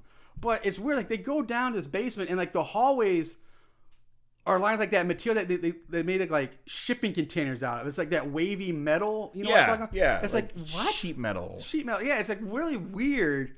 And then they come to a door, and it feels very much like homemade haunted house set. It does. Yeah, so it's especially when they go into the murder room and the props are clearly the fake heads, the rubber heads and feet you get at prop So stores. this is like a production crew that have got a lot of experience building and taking down haunted houses. I bet you anything. Probably. We're gonna make this look fucking choice. It's gonna scare the shit out of 8-year-olds. They're like, perfect. Yeah. Go. So in the room they also find Gimbal, who Wyatt thought was dead. And we get some backstory exposition from Gimbal. But at this point, instead of us trying to explain it, I have an audio clip of this, so I'm just going to play it and let you kind of try to figure, you guys try and figure it out. Yeah, you can. Yeah, good. So this is Richard Grieco and Bill Moseley. Yes. Gimbal, In the flesh. I thought you were dead. Might as well be. What is going on here? And where's Tasso? He's around. Where's my brother? Hey, it's not my fault, it's his. Gimbal, what have you done, man? It's time to take responsibility, Wyatt. Justice is calling. What you and Tasso and your friends did to us, me and my brother and sister, that wasn't no prank, that was sickening. We were just kids. Well, there's more than one of us. Angus and Calypso are still alive. And we're gonna set straight. Where's my brother, you freak? So that's Grieco and Bill Moseley talking about. I fucking love that scene after hearing it again, because without seeing them and just hearing them, Richard Grieco's like, I'm going to act circles around Bill Moseley, an iconic horror actor who's done great work. And Bill Moseley's like, fuck it, I'm getting a paycheck. I'm just going to talk my lines. Yeah, Bill Moseley has he's like you try. This is the majority of his lines here through the whole movie. That pretty much is like all his lines. This is basically all of his lines here. And you can tell he read the script maybe 2 or 3 times, and that's being generous. And Richard Grieco, man, he is in it to win it. He is going all in, serious and gruff. Yeah, but the other thing is I know the movie's not over yet. We find out more later, but at this point, it's like, what the fuck are they talking about? Angus and Calypso are still alive. Yeah. We were just kids. What? What? Like, Yeah. you're 54 years old. Richard Grieco is an old man. Like, Yeah. he looks every bit of 50, at least, you know? Oh, definitely. Yeah, and So it's it's really strange and weird, but exactly that's basically all Bill Moseley lines throughout the entire movie. At that point, Batman villain bursts into the room. He's just like, this is where we finally learn his name is Angus. So Gimbal sucker punches Wyatt as Angus tackles Travis. Gimbal mounts Wyatt, attempting to strangle him, while Travis and Angus continue to fight. And I will say this fight between them is pretty solid. I gotta say, the fight scene in this movie, They're good. They're good. They're And really good. They do a good use of slow motion. Like, they do moments Proper, of like it's like there's a moment where he's like jumping into the air and then they slow it down the right time and then it speeds up. It like looks good. Yeah, it looks like almost like we're sort of like a Marvel fight scene would or something. Yeah, like that. yeah. They Or, do. you know, it kind of reminded me a little bit, and this is very obscure. Maybe some of our listeners don't know about it. There's a Thai martial artist who's very popular, Tony Jaa, and he's got his big move is On Bak. And some people might know about it, but a lot of use of elbows and knees, and like a lot of speeding down. It was very On Bak in a way. All right. I think I actually have heard of Ombach. No, Tony Jaa. I'm seeing like the word in my head on the, but I haven't seen it. But yeah, that's one thing this movie does. The fight scenes are really good. It looks good. I will give it that. So the fight's back and forth. They go back. Travis holds his own against the much larger Angus, but Angus does get the upper hand and also starts to strangle Travis as well. But Travis is able to turn the tides by hitting Angus over the head with a fake candle. I forgot about that. This room is lit with candles, but they're the fucking fake ones that you put a battery in and flip a switch. And they just You're glow. right. You're right. Oh There's God, I want to there's talk like about hundreds that. of those in I'm this so room. glad you're talking about that because I'm like, this is a journey to Bed Bath and Beyond, right there. You get that 20% off coupon. You're like, oh, I'm gonna stock up on these fake candles. And Dude, and all the props of the movie they got from a fucking strip mall. They went to a Johnny Brock's or a Spirit Halloween, which was right next door to a Bed Bath and Beyond. just stocked up. Just stocked up. Dude, those candles, they're everywhere. They are everywhere. Think about the time. It's like, turn this one on, turn this. Oh, this one's battery is dead. Shit, put that in the back. Okay. But they're not just in the murder room. We saw these same fucking guys in Mr. Walter's house too. Like they got their money's worth out of these candles. They went I'll tell ham that. on fake candles. So yeah, Travis hits him over the head with a fake candle. He gets the upper It hand. knocks him silly. Wyatt is able to get his hand on his gun and he shoots Gimbal in the chest. So Travis runs out of the room and back outside. Angus grabs his femur axes and chases after him. So they're outside now. Outside now. They're fighting in the murder room. Once Richard Grieco shoots Bill Moseley, Yeah, Travis takes off runs off, and Angus is in hot pursuit. Yes, they're outside. Now outside, Travis is able to tackle Angus to the ground. Fucking spears him. and Jesus. proceeds to layeth the smacketh downeth on He Angus. starts punching in the middle, punching, punch. Where's my brother? Yeah. Punch. Where's my brother? Apparently, he's not satisfied through punching. What's the better way to get information, Marshall? Maybe it's grab a fucking stone, a giant rock. This thing's got to be at least minimum 30 pounds. He lifts up this giant rock, smashes his face. Where's my brother? Smashes his face. Where's my brother?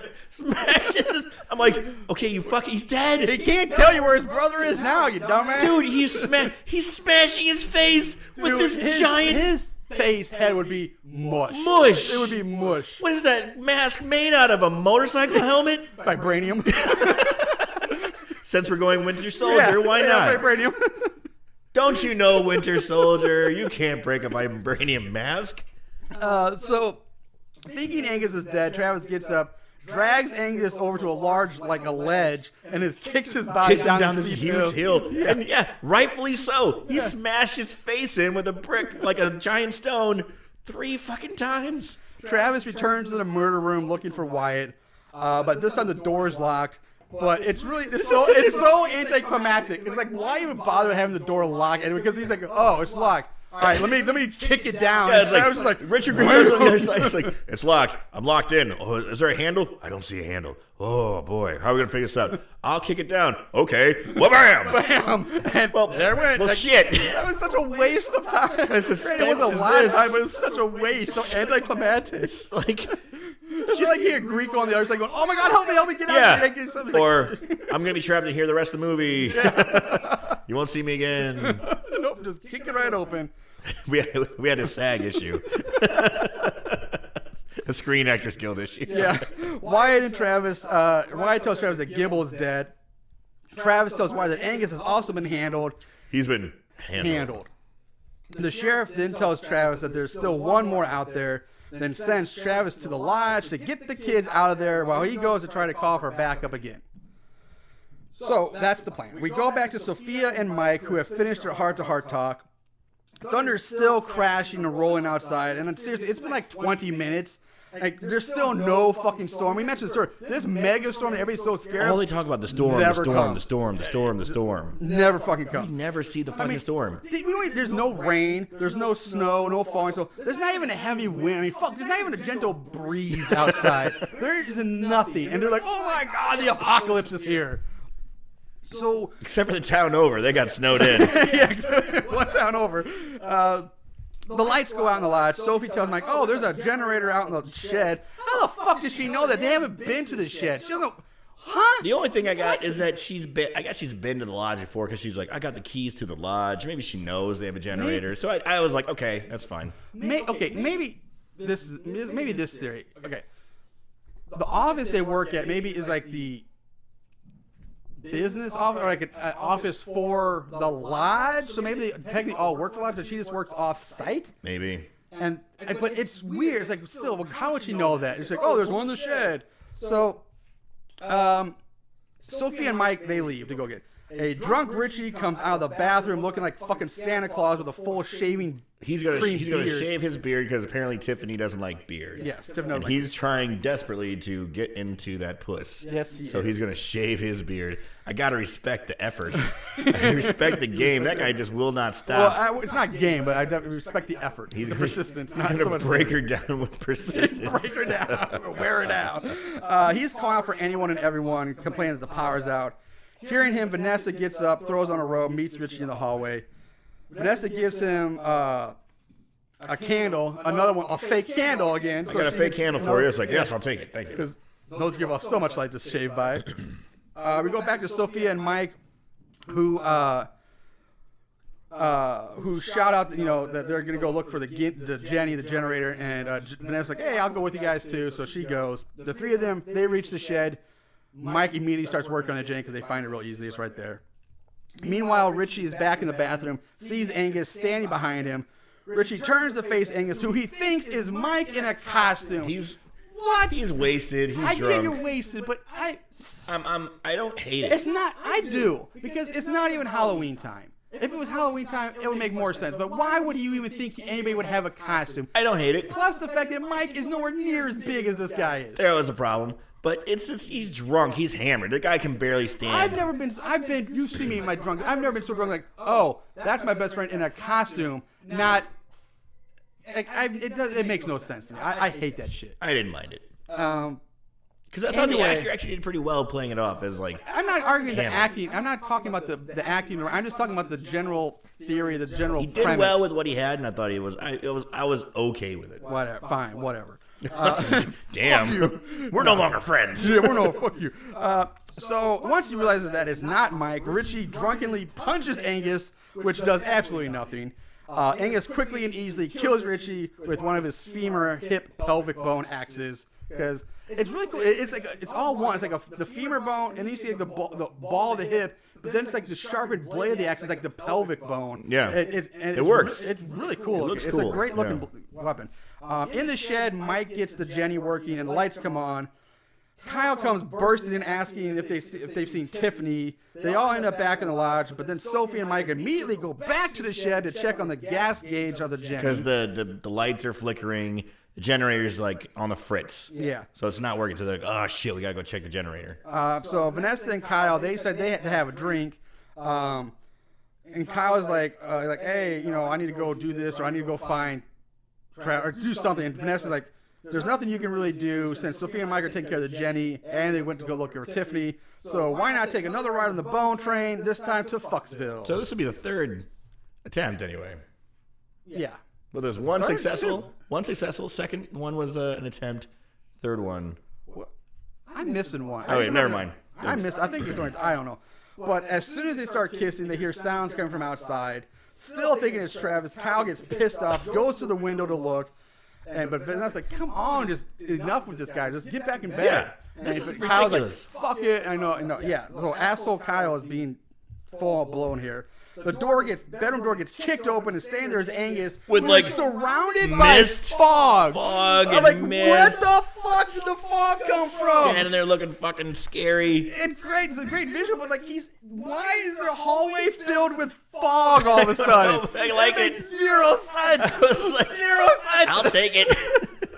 Like, He said I had to do a double take. I thought this was like one of the like a cheap motel room, like there's a door that leads directly to the outside. Yeah. Because I rewinded, like, boom, he's outside now. I'm like, Nope, he's in the hall. That's the same. He's in the hall. Why is there fog in the building? Dude, he's like, thank God they turned the generator on. Now I can set up my fog machine, little lighting. When I kick this down, they're going to be fucking terrified. He has style. He does it with the panache. He's got panache, pizzazz, the it factor. He's a showman. He's a showman of a killer. Because guess what kind of weapon he's carrying? Yes, because now instead of the bone axes, this time he's armed with a fucking giant spiked flail that's like easily 8 feet long. It's made from vertebrae, a human skull that has like giant spikes through it. It's like a long backbone and there's a spiked skull attached. It's fucking cool looking. Awesome. It is. I will say it's super awesome. I was like, fuck but yes. It's so big. It's like the flail version of like Pyramid Head sword from Silent Hill. It's so massive. Like, how would you even be able to use that thing? Well, he fucking does it with style. Yeah, he whips the flail at Kyle. The spikes impale Kyle into the side of the head. Whack him in the side of the head. And so the skull and it's like stuck into him. He goes flying down. Angus yanks it back, which rips the spikes go out of Kyle's head, and Kyle goes flying to the floor. Kyle, he yells for Vanessa to run. He lifts his head and turns. He's like, run, baby, run. And his face is fucked. And there's just blood coming out. The makeup effect here is pretty good. The blood effects on this makes sense because it's gushing blood, and that makes perfect sense. It looks great. This is like one of my favorite visuals here. I'm like, fuck yes. And so Vanessa, she takes off running. Angus like kind of lets her go, and because he's like, fuck yeah, and he keeps whap whap whap. Yeah, he beats the shit out of Kyle with this flail. He whips him to death with this thing with this spiked skull bone vertebrae. Yeah, it's pretty awesome. We see Sophia and Mike exit the shed and go right back to Vanessa, who for some reason is now lying on the floor in a hallway. Like, it makes no sense. So we go to Sophia and Mike, they leave the shed, cut right back to Vanessa, who ran out of the bedroom, but now is just lying on the floor in the hallway. Like, we never see her trip, we never see anything. We cut to her, she's on the floor. It was so weird. Like, why is she on the floor? I don't get it. She gets up on her hands and knees, and that's when Angus exits the bedroom behind her. She scrambles into a corner, and then Calypso, the chick here, pops up from nowhere and is now kneeling down in front of Vanessa. So she just came out from fucking nowhere and just calmly kneeling in front of her, giving Vanessa the finger gesture, patting her on the side of the face. Angus continues to slowly make his way towards them, dragging the flail behind him, and then in a blink of an eye, Calypso just slits Vanessa's throat like this wicked-looking knife that she has. So, yeah, it's like Angus is coming up with this big fucking Morningstar flail type of fucking spike skull evil weapon. Calypso sees like, oh shit, no, this is mine. Come on, got to beat you to it.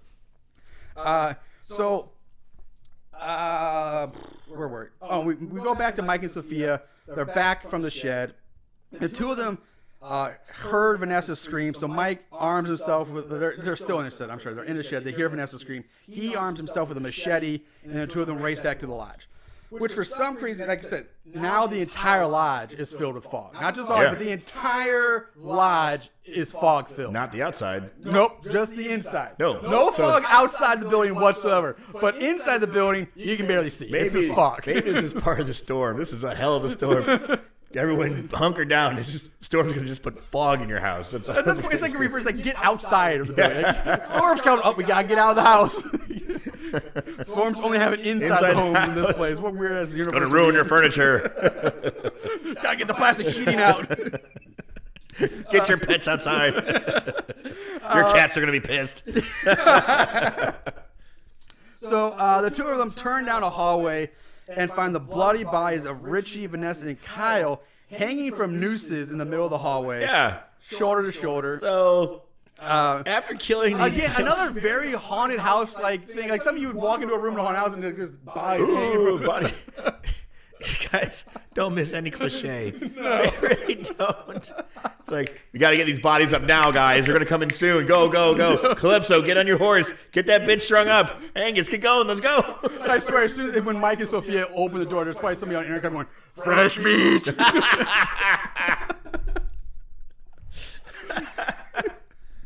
So, in comes Calypso, causing Mike and Sophia to run into Heather's bedroom. Inside, they find Travis standing over Heather's dead body. Thinking that Travis killed Heather, which is fucking retarded considering you just saw a fucking Lady Bane with knives coming at you. Mike attacks Travis. Now, Travis defends himself and while trying to explain what happened. And Travis is in there going, whoa, hold on. And yeah. I can maybe understand a little confusion and attacking once, and he throws him down. He doesn't hurt him. He goes, whoa, stop, buddy, stop. Yeah. But he doesn't stop. No. You think after the one time he bests you easily bests you Very and then easily. throws you down and goes, let's I don't want to fight. Wouldn't you go, oh, okay, I get it. Because I don't want to get my I'm obviously going to get my ass kicked. I just could have gotten turned into putty. Yeah. You just threw me down. Thanks. So, what are we doing, buddy? Yeah. But exactly. That's a great point. The fact that they just saw the crazy goth girl with a mask. The and Mortal Kombat giant characters knives coming at them. Yeah. And you think Travis is the one who killed Heather? So the door gets kicked open. In comes Angus, who shoots Travis in the chest with an arrow from his spinal cord. Dude, bow. he kicks down the door, and fucking Winter Soldier runs at him like a boss. He's like, dump, and then, bam, gets hit in the chest with that arrow. I'm like, God damn. Yeah. Travis hits the ground, seemingly dead. Mike gets up from being tossed to the floor by Travis earlier, but as soon as he's about to get to his feet, because he's kind of like on his hands and knees, he's about to stand up, Calypso comes leaping in from off screen and hits Mike like this flying Superman-like punch, sending him right back to the floor. It's pretty awesome. It looked great. It looked awesome. Like, I don't know if she jumped off the bed or over the bed, but it looked great. It looked good. Sophia, Mike guy's such a bitch. He is such a little bitch. Like everyone just beating the shit out of him. Sophia grabs the machete from the floor and flees the room. She's like, "Oh, fuck you, Mike. Even though I love you forever, I'm out of here."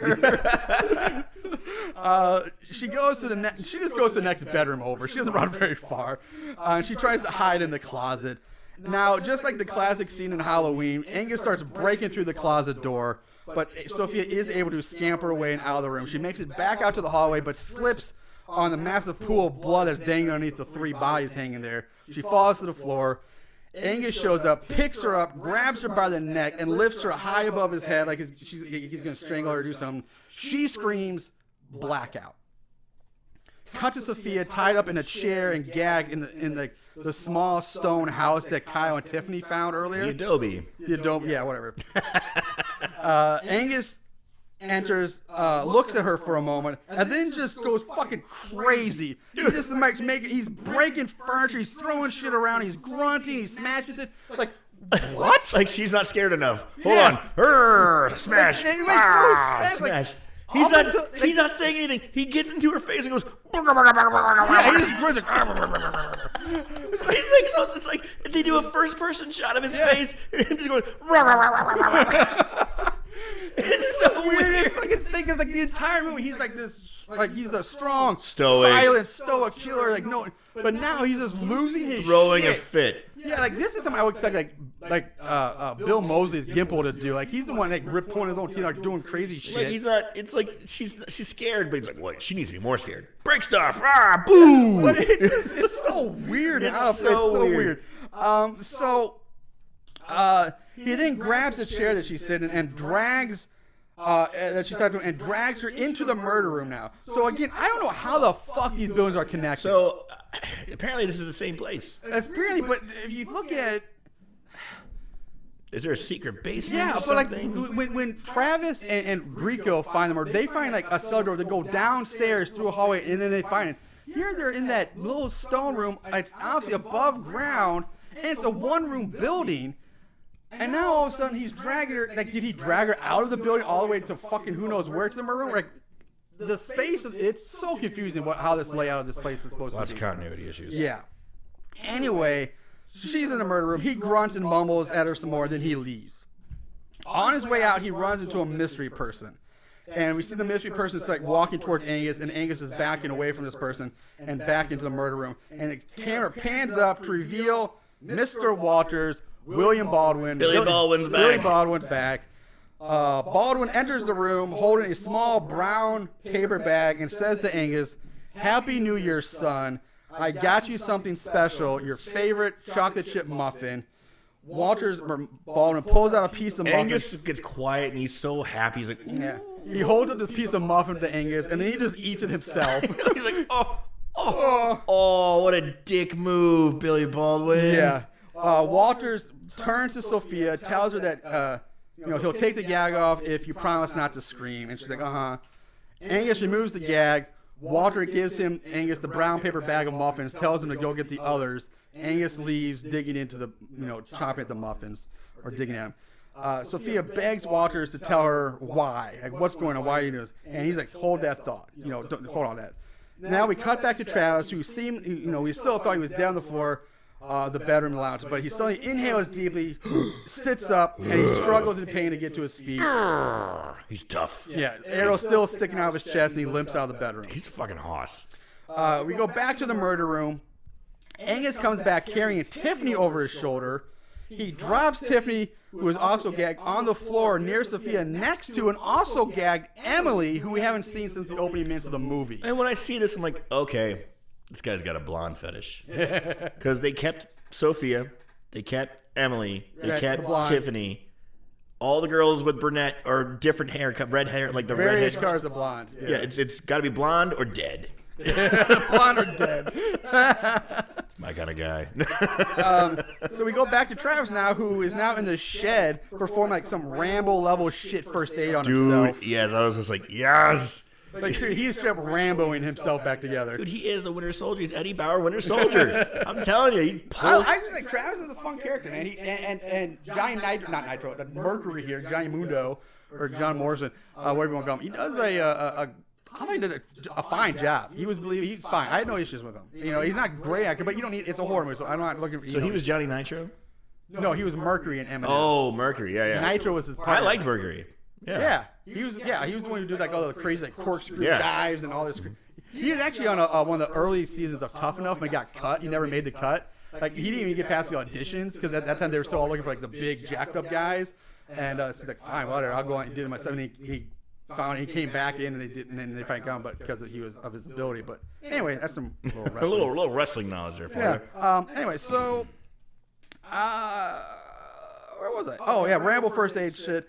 He also finds a shotgun, which he takes with him when he leaves. So it's so funny. Remember when Nick ran back for fighting supplies and I forget his fucking name. The skinny bitch who always gets beat up. Is it Nick? Mike, thank you. Runs back. He's like, "There's a machete will do." If he just looked over, and be like, "Oh, it's a fucking shotgun." Yeah. This movie would have been a lot shorter. Yeah, Travis would probably be dead. Yeah. He would be shot Travis already. So we cut back to Mike, who wakes up in the murder room, strung up at the wrist. Calypso's next to him, taunting with a knife. Like sexily. Yeah, sexily. But slash, like, I could kill you at any moment or suck your dick. You don't know. Wow. Yeah. As Angus unties Sophia. Or unties her hands anyway. She's still tied. Her feet are still tied to the legs of the chair.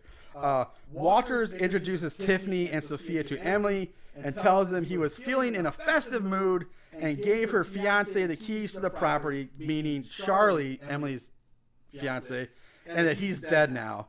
Walters then hands Sophia a glass or crystal decanter filled with whiskey, which he's like, here, hold this.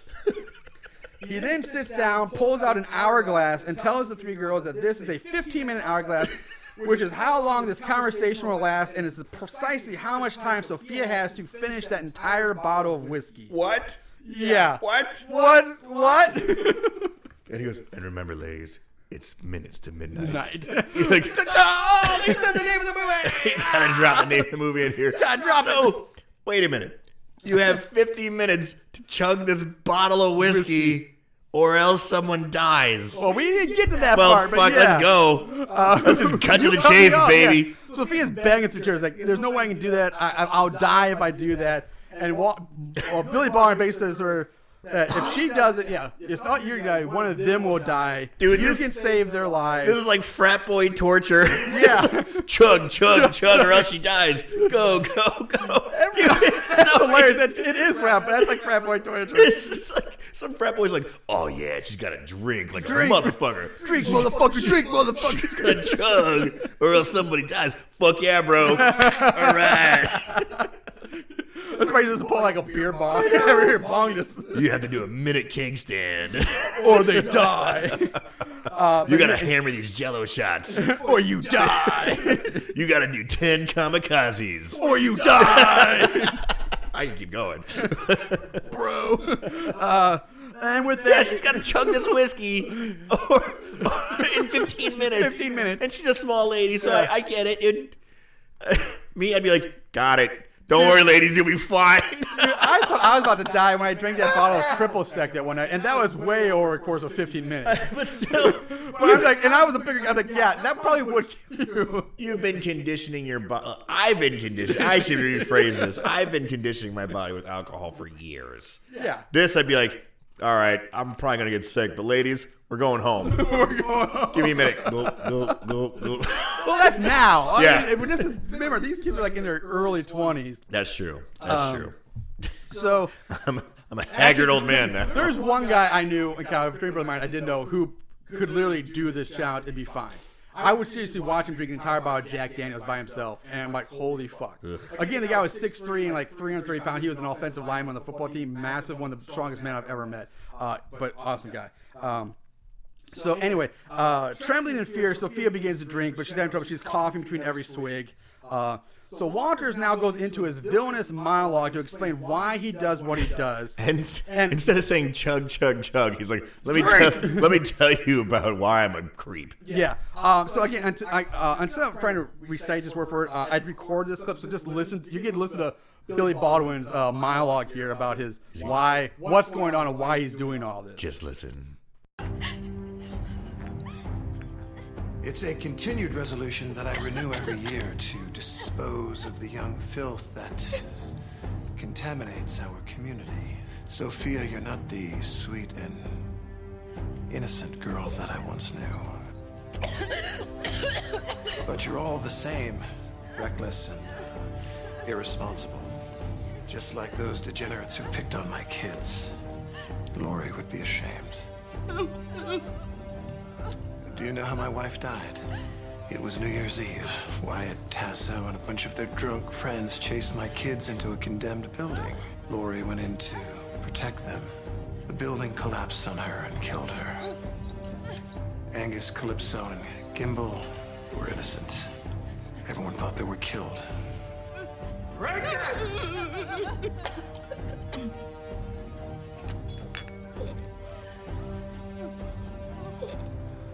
Time's almost up. Angus, show them. All right, so that's his evil monologue there of Billy Baldwin. And when you hear at the end where he says Angus, show them, Angus then removes his mask to reveal his horribly burnt and messed up face. The makeup effects aren't too bad. They're pretty solid. He looks fucked up. Yeah. But what Walters says next, I find to be confusing and contradictory to what he just previously said, because we hear him say that everyone thought his kids were dead after the building accident, But then he says his kids were mercilessly picked on for their looks.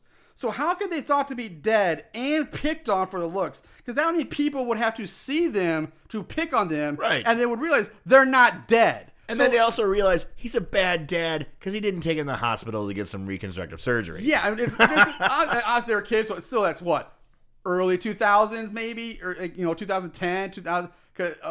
I don't know when, because the kid. So is this the murders that happened 20 years ago? Yeah, because obviously these kids are supposed to be responsible, I guess, for them. Are they? I mean, we don't know. But is this the stuff from 1998 that we were talking about? We don't know. They don't really connect the dots. Yeah, they keep saying all these murders, and then murders were never caught, and so you'll assume that I guess these kids were the ones that did the murders, but you never know, and it doesn't make any sense. And then on top of that, can we talk about let's just talk about reality here for a second. Don't bring that bitch in here. Yeah. But I find it hilarious because Billy Baldwin is talking about how these are his kids, which one means that Bill Moseley is Billy Baldwin's kid, and but also that Richard Grieco was kids were the same age as Angus and his kids. Makes zero fucking sense because one, William Baldwin was born in 1963. Richard Grieco, 1965. And Bill Moseley, 1951. So how is the kid older than the father? Bill Moseley was born in 51? Yes! He looks great for 51. Or for being born in 51. Billy Baldwin's the youngest of those three. But the kids are... But even Grieco and we're supposed to be a kid when this happened. Like, this is bullshit. What time loop did they find here? Marshall, get reality out of here. I don't want to see her anymore. You're not welcome here, reality. Be gone, reality. Beat it. But I find that so funny. He's the youngest one. It's so nuts. They should have had Moseley be Walters and Billy Baldwin be Gimple. He's that. But fuck, gee. Yeah, it's pretty bad. Anyway, so yeah, time runs out. Walter stands up and asks Sophia. She's got a little bit left at the bottom of the bottle. She doesn't make it. She's trying. She's she's chug. She's going. She's spitting up a little bit. She's still got a couple drinks left at the bottom of the bottle, but she doesn't make it. I thought she was going to make it. I was like, go girl, you can do it. Oh. So he asks her, hey, Sophia, who's it going to be? And Sophia begs, don't make me do this. Don't make me choose. So Walters tells her that if she doesn't choose, he will, but then changes the story. So, hey, Angus, why don't you decide? So Angus walks up to Emily, hits her over the head with the blunt part of his bone axe. Then he stands behind Tiffany and places the two axe blades to her throat. Walters removes Tiffany's gag and asks her if she has any last words. And you think it'd be something clever or funny or... I wasn't pleading. I was pleading, yeah. I wasn't expecting funny. She's like, eh? No, she's crying. She looks at Sophia and just says, I'm sorry. I'm sorry I posted that pic of you and your boyfriend on my social media. That's your last words? I'm sorry I tried to honey dick your ex-boyfriend. I mean... Not please don't kill me. Yeah. Anything but sorry. Sorry, not sorry. I don't want a bad rep on Facebook. Tell him I went out like a boss. Thumbs up and subscribe, guys. Follow me. So with that, no frowny faces, please. Yeah. With that, Angus knocks Tiffany over to her hands and knees, and with one quick fluid motion, decapitates Tiffany easily. And what betrays, instead of Tiffany's body, is a pure mannequin just spraying blood out across the floor in like old kung fu movie style, when you cut off an arm, just spraying out. And I was like, yes! I fucking loved it. So Walter then looks at Angus and says, who's next? Angus points to Emily, then hands one of his axes to Baldwin, to Walters. So, here, Dad, you can do it. Sophia grabs Walter's wrist and says, pick me. Like, not me. Pick me. Take me. Very noble. Yeah, which she says, that's very honorable of you. Did not pipe up when it was Tiffany's No, time. she let Tiffany die. He's like, fuck that bitch. That's a great point. She could have piped up right before. You're like, pick one. No, pick me. She's like, if they picked Tiffany, then I'm gonna let this slide. Like, I'm gonna wait to see what happens here. They pick Emily. Okay, I'll speak up. I'm surprised. I know you can't see, but I'm surprised she's not doing one of those like little finger like subtle like point that one. That bitch or, over like, there. Like doing like this like knothead, like the eyes, like that one. Look at my eyes. That one. So at this point, Calypso rips open Mike's shirt. I don't know why, just because she wants for sexy time and murder. I know. I swear, I think Calypso's like hot for Mike. We don't know because she's toying with him, but touching him all sexy and free. I mean, Mike's not a bad-looking guy, but he is a fucking twig. He is a twig, but at the same time, I'm guessing she doesn't round a whole lot of dudes anymore. So she doesn't come around a lot of D. She probably doesn't get a lot of D. Yeah, she's low on her vitamin D. So Waters pushes Sophia's head down, exposing the back of her neck. Calypso starts running her knife's blade over Mike's chest and torso.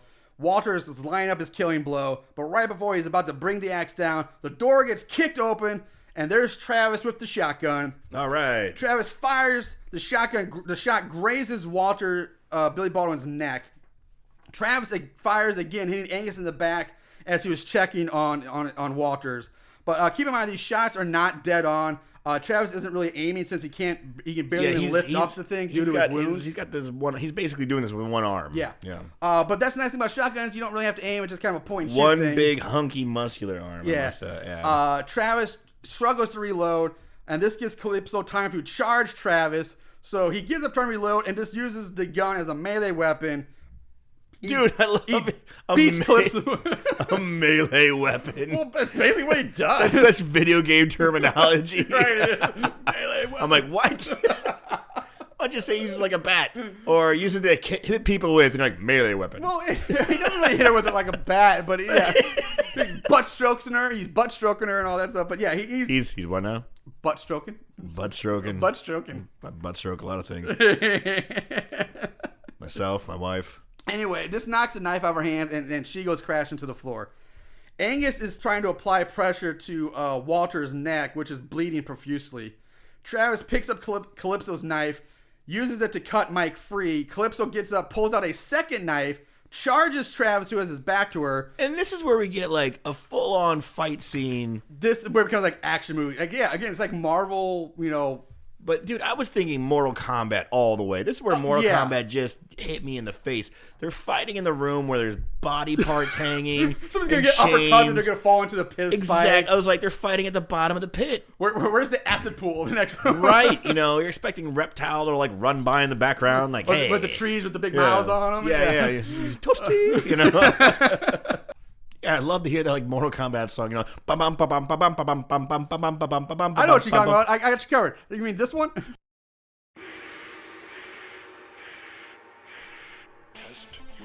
Yeah, so here we go. So yeah, we got that going. This is it. I can't believe you did this. Yep. It took forever, but we got it. Don't say that. Anyway, so yeah, Angus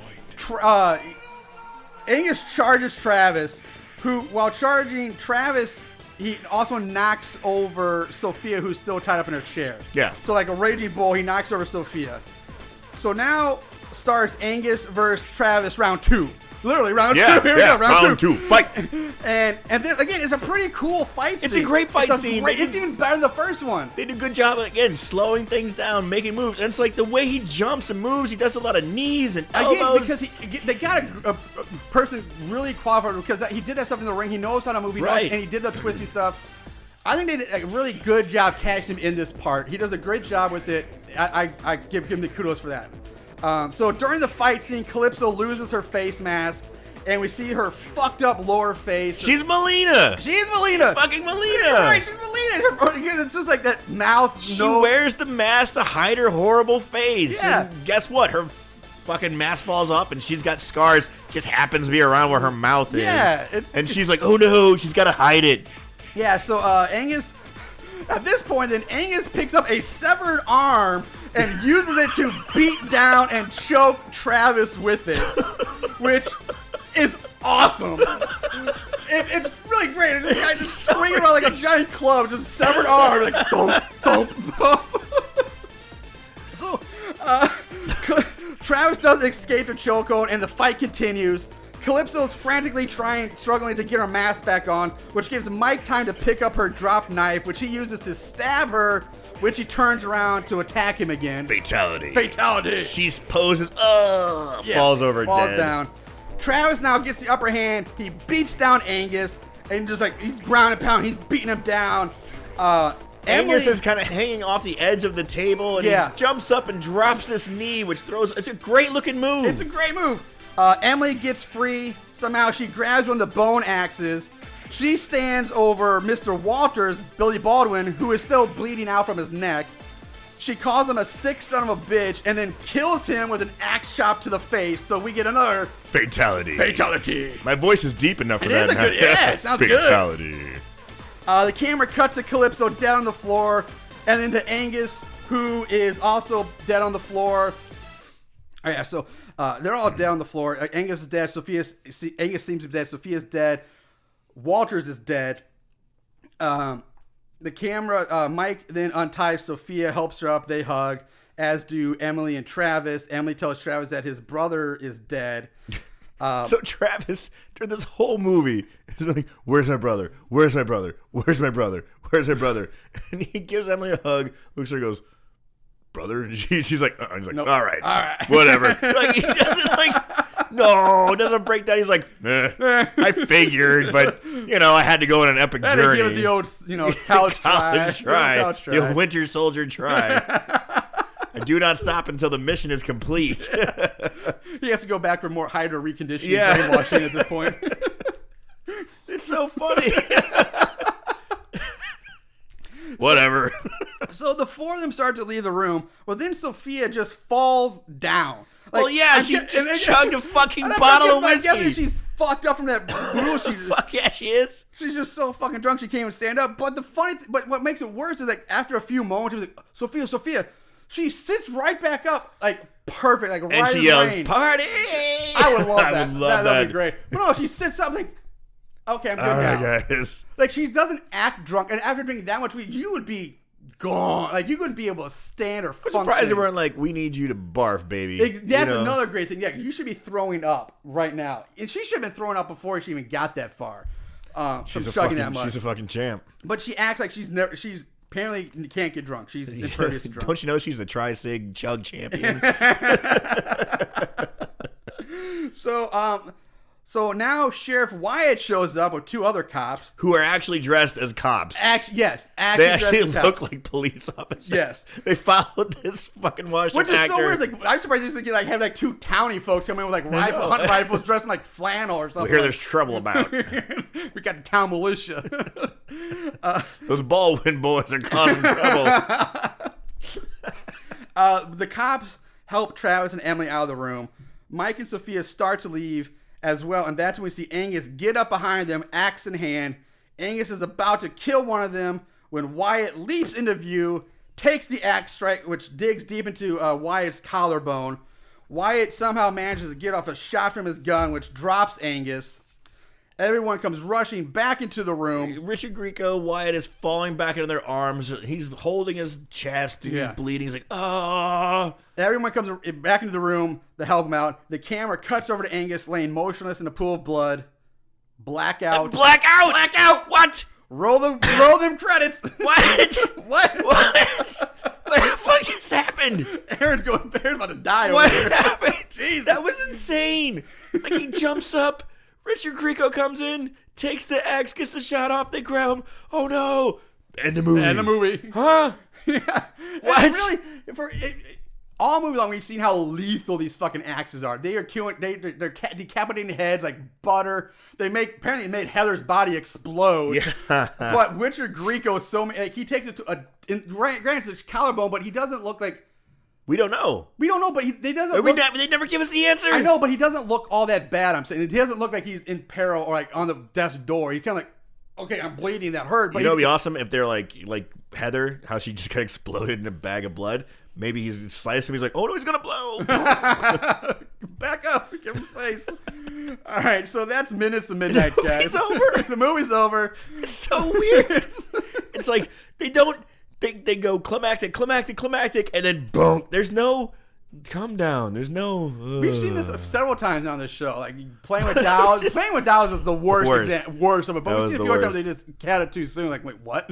At least there was like, all right, he shot the bad guy. Richard Grieco got the axe in the chest. He's falling back in their arms. But there's no pretty bow. Yeah, it's like getting a Christmas present wrapped in like a. I think it's like, dude, we're run time. Yeah. We don't got time for anything else. It's like getting a Christmas present wrapped in a grocery bag. I mean, it's like you get, they died and that guy lived and they're going to be safe. But at the same time, it's like, make the presentation a little better. It's like, yes, I can't see what the present in, but it's in a fucking shopping bag. Right. Come on, man. Put a little bit more effort into it. At least get a bag and put tissue paper on top. A lazy man's way to give gifts. Yeah. Both like Marshall and myself, who exchanged presents today. And sure enough, both of our lazy asses had the bag with the tissue. But at least we enjoy the presentation. Yeah. So, all right, guys, that's Minutes to Midnight. Let's move on to favorite kills. Don't act like you didn't love it. Favorite kill. There's good kills. Decent amounts of solid kills, good kills. Yeah. So, Aaron, what's your favorite for this week? My honorable mention is the kebabbing. Kebabbing of Gabe and what's her tits? I don't know. Chloe. Who, again, I was surprised. Like, she's the one person who like had kind of like a name scoring into it. Like, she's been in a lot. She's kind of recognizable in some circles. But again, she had like the smallest role. Yeah. She had like a few lines and she's dead. Like, I'm surprised you would even agree to do that movie at that point. Just like, whatever. It's like, I got a free Tuesday afternoon. Woman's got to eat. I guess. Like, I'll shoot in Tuesday. I'll be done. Get paid for nothing. That's my honorable mention because I like that. I haven't seen a kebab kill, or at least not like that. I liked it. But I'm going to have to go with Kyle getting the fucking makeshift spinal cord Morning Star flail skull with spikes in the side of the face. That was fucking boss. Yeah. Favorite kill. No drama here. Hands down, same with me. That kill, that flail was wicked. Like like I said, all the weapons, and they did. That's one thing they did. Production wise, very, very well. It's so strange. I totally agree. It's like weird. Like some of these things look really, really great. The fight scenes were great. The weapons were great. But then they went cheap down with like rubber body parts and plastic fake candles. It's like it's really weird. Like how. It's this mix up, but yeah, the weapons were vicious. They were great. Yeah. So I'll definitely give them that. All right. So that said, let's move on to the odds and ends. Not only did they watch these films, they researched them too. Ugh, what is wrong with these guys? All right, ratings. IMDb gives it a 3.4 out of 10. Rotten Tomatoes, there is no thermometer score and no audience score yet. It is still fairly new, but yeah, there's a nothing new there. one. Yeah.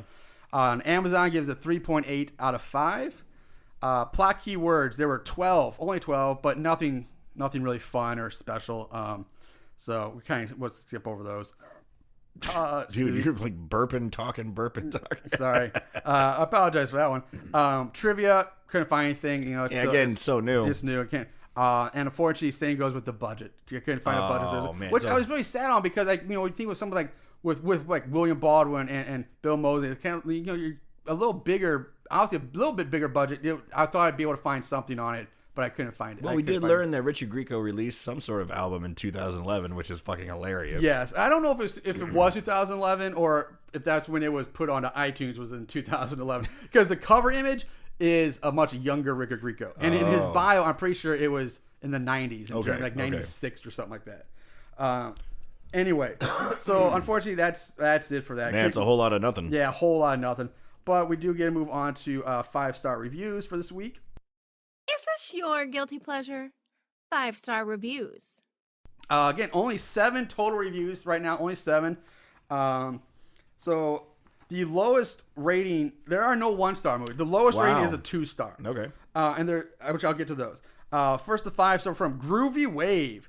The movie was very excellent and great performer. 5 stars. Rating ... Not a native English speaker. No, I'm guessing not. From Justin, quality film from up-and-coming screenwriter. Looking forward to Chris Don's follow-up. 5 stars. And from Moby V, well, very well done. Cast delivered their characters with authenticity. Storyline has all the classics of a horror flick without being over the top. Yeah. Great indie flick. The special effects, creature design, and weapons rock. 5 stars. And last one from Dutch.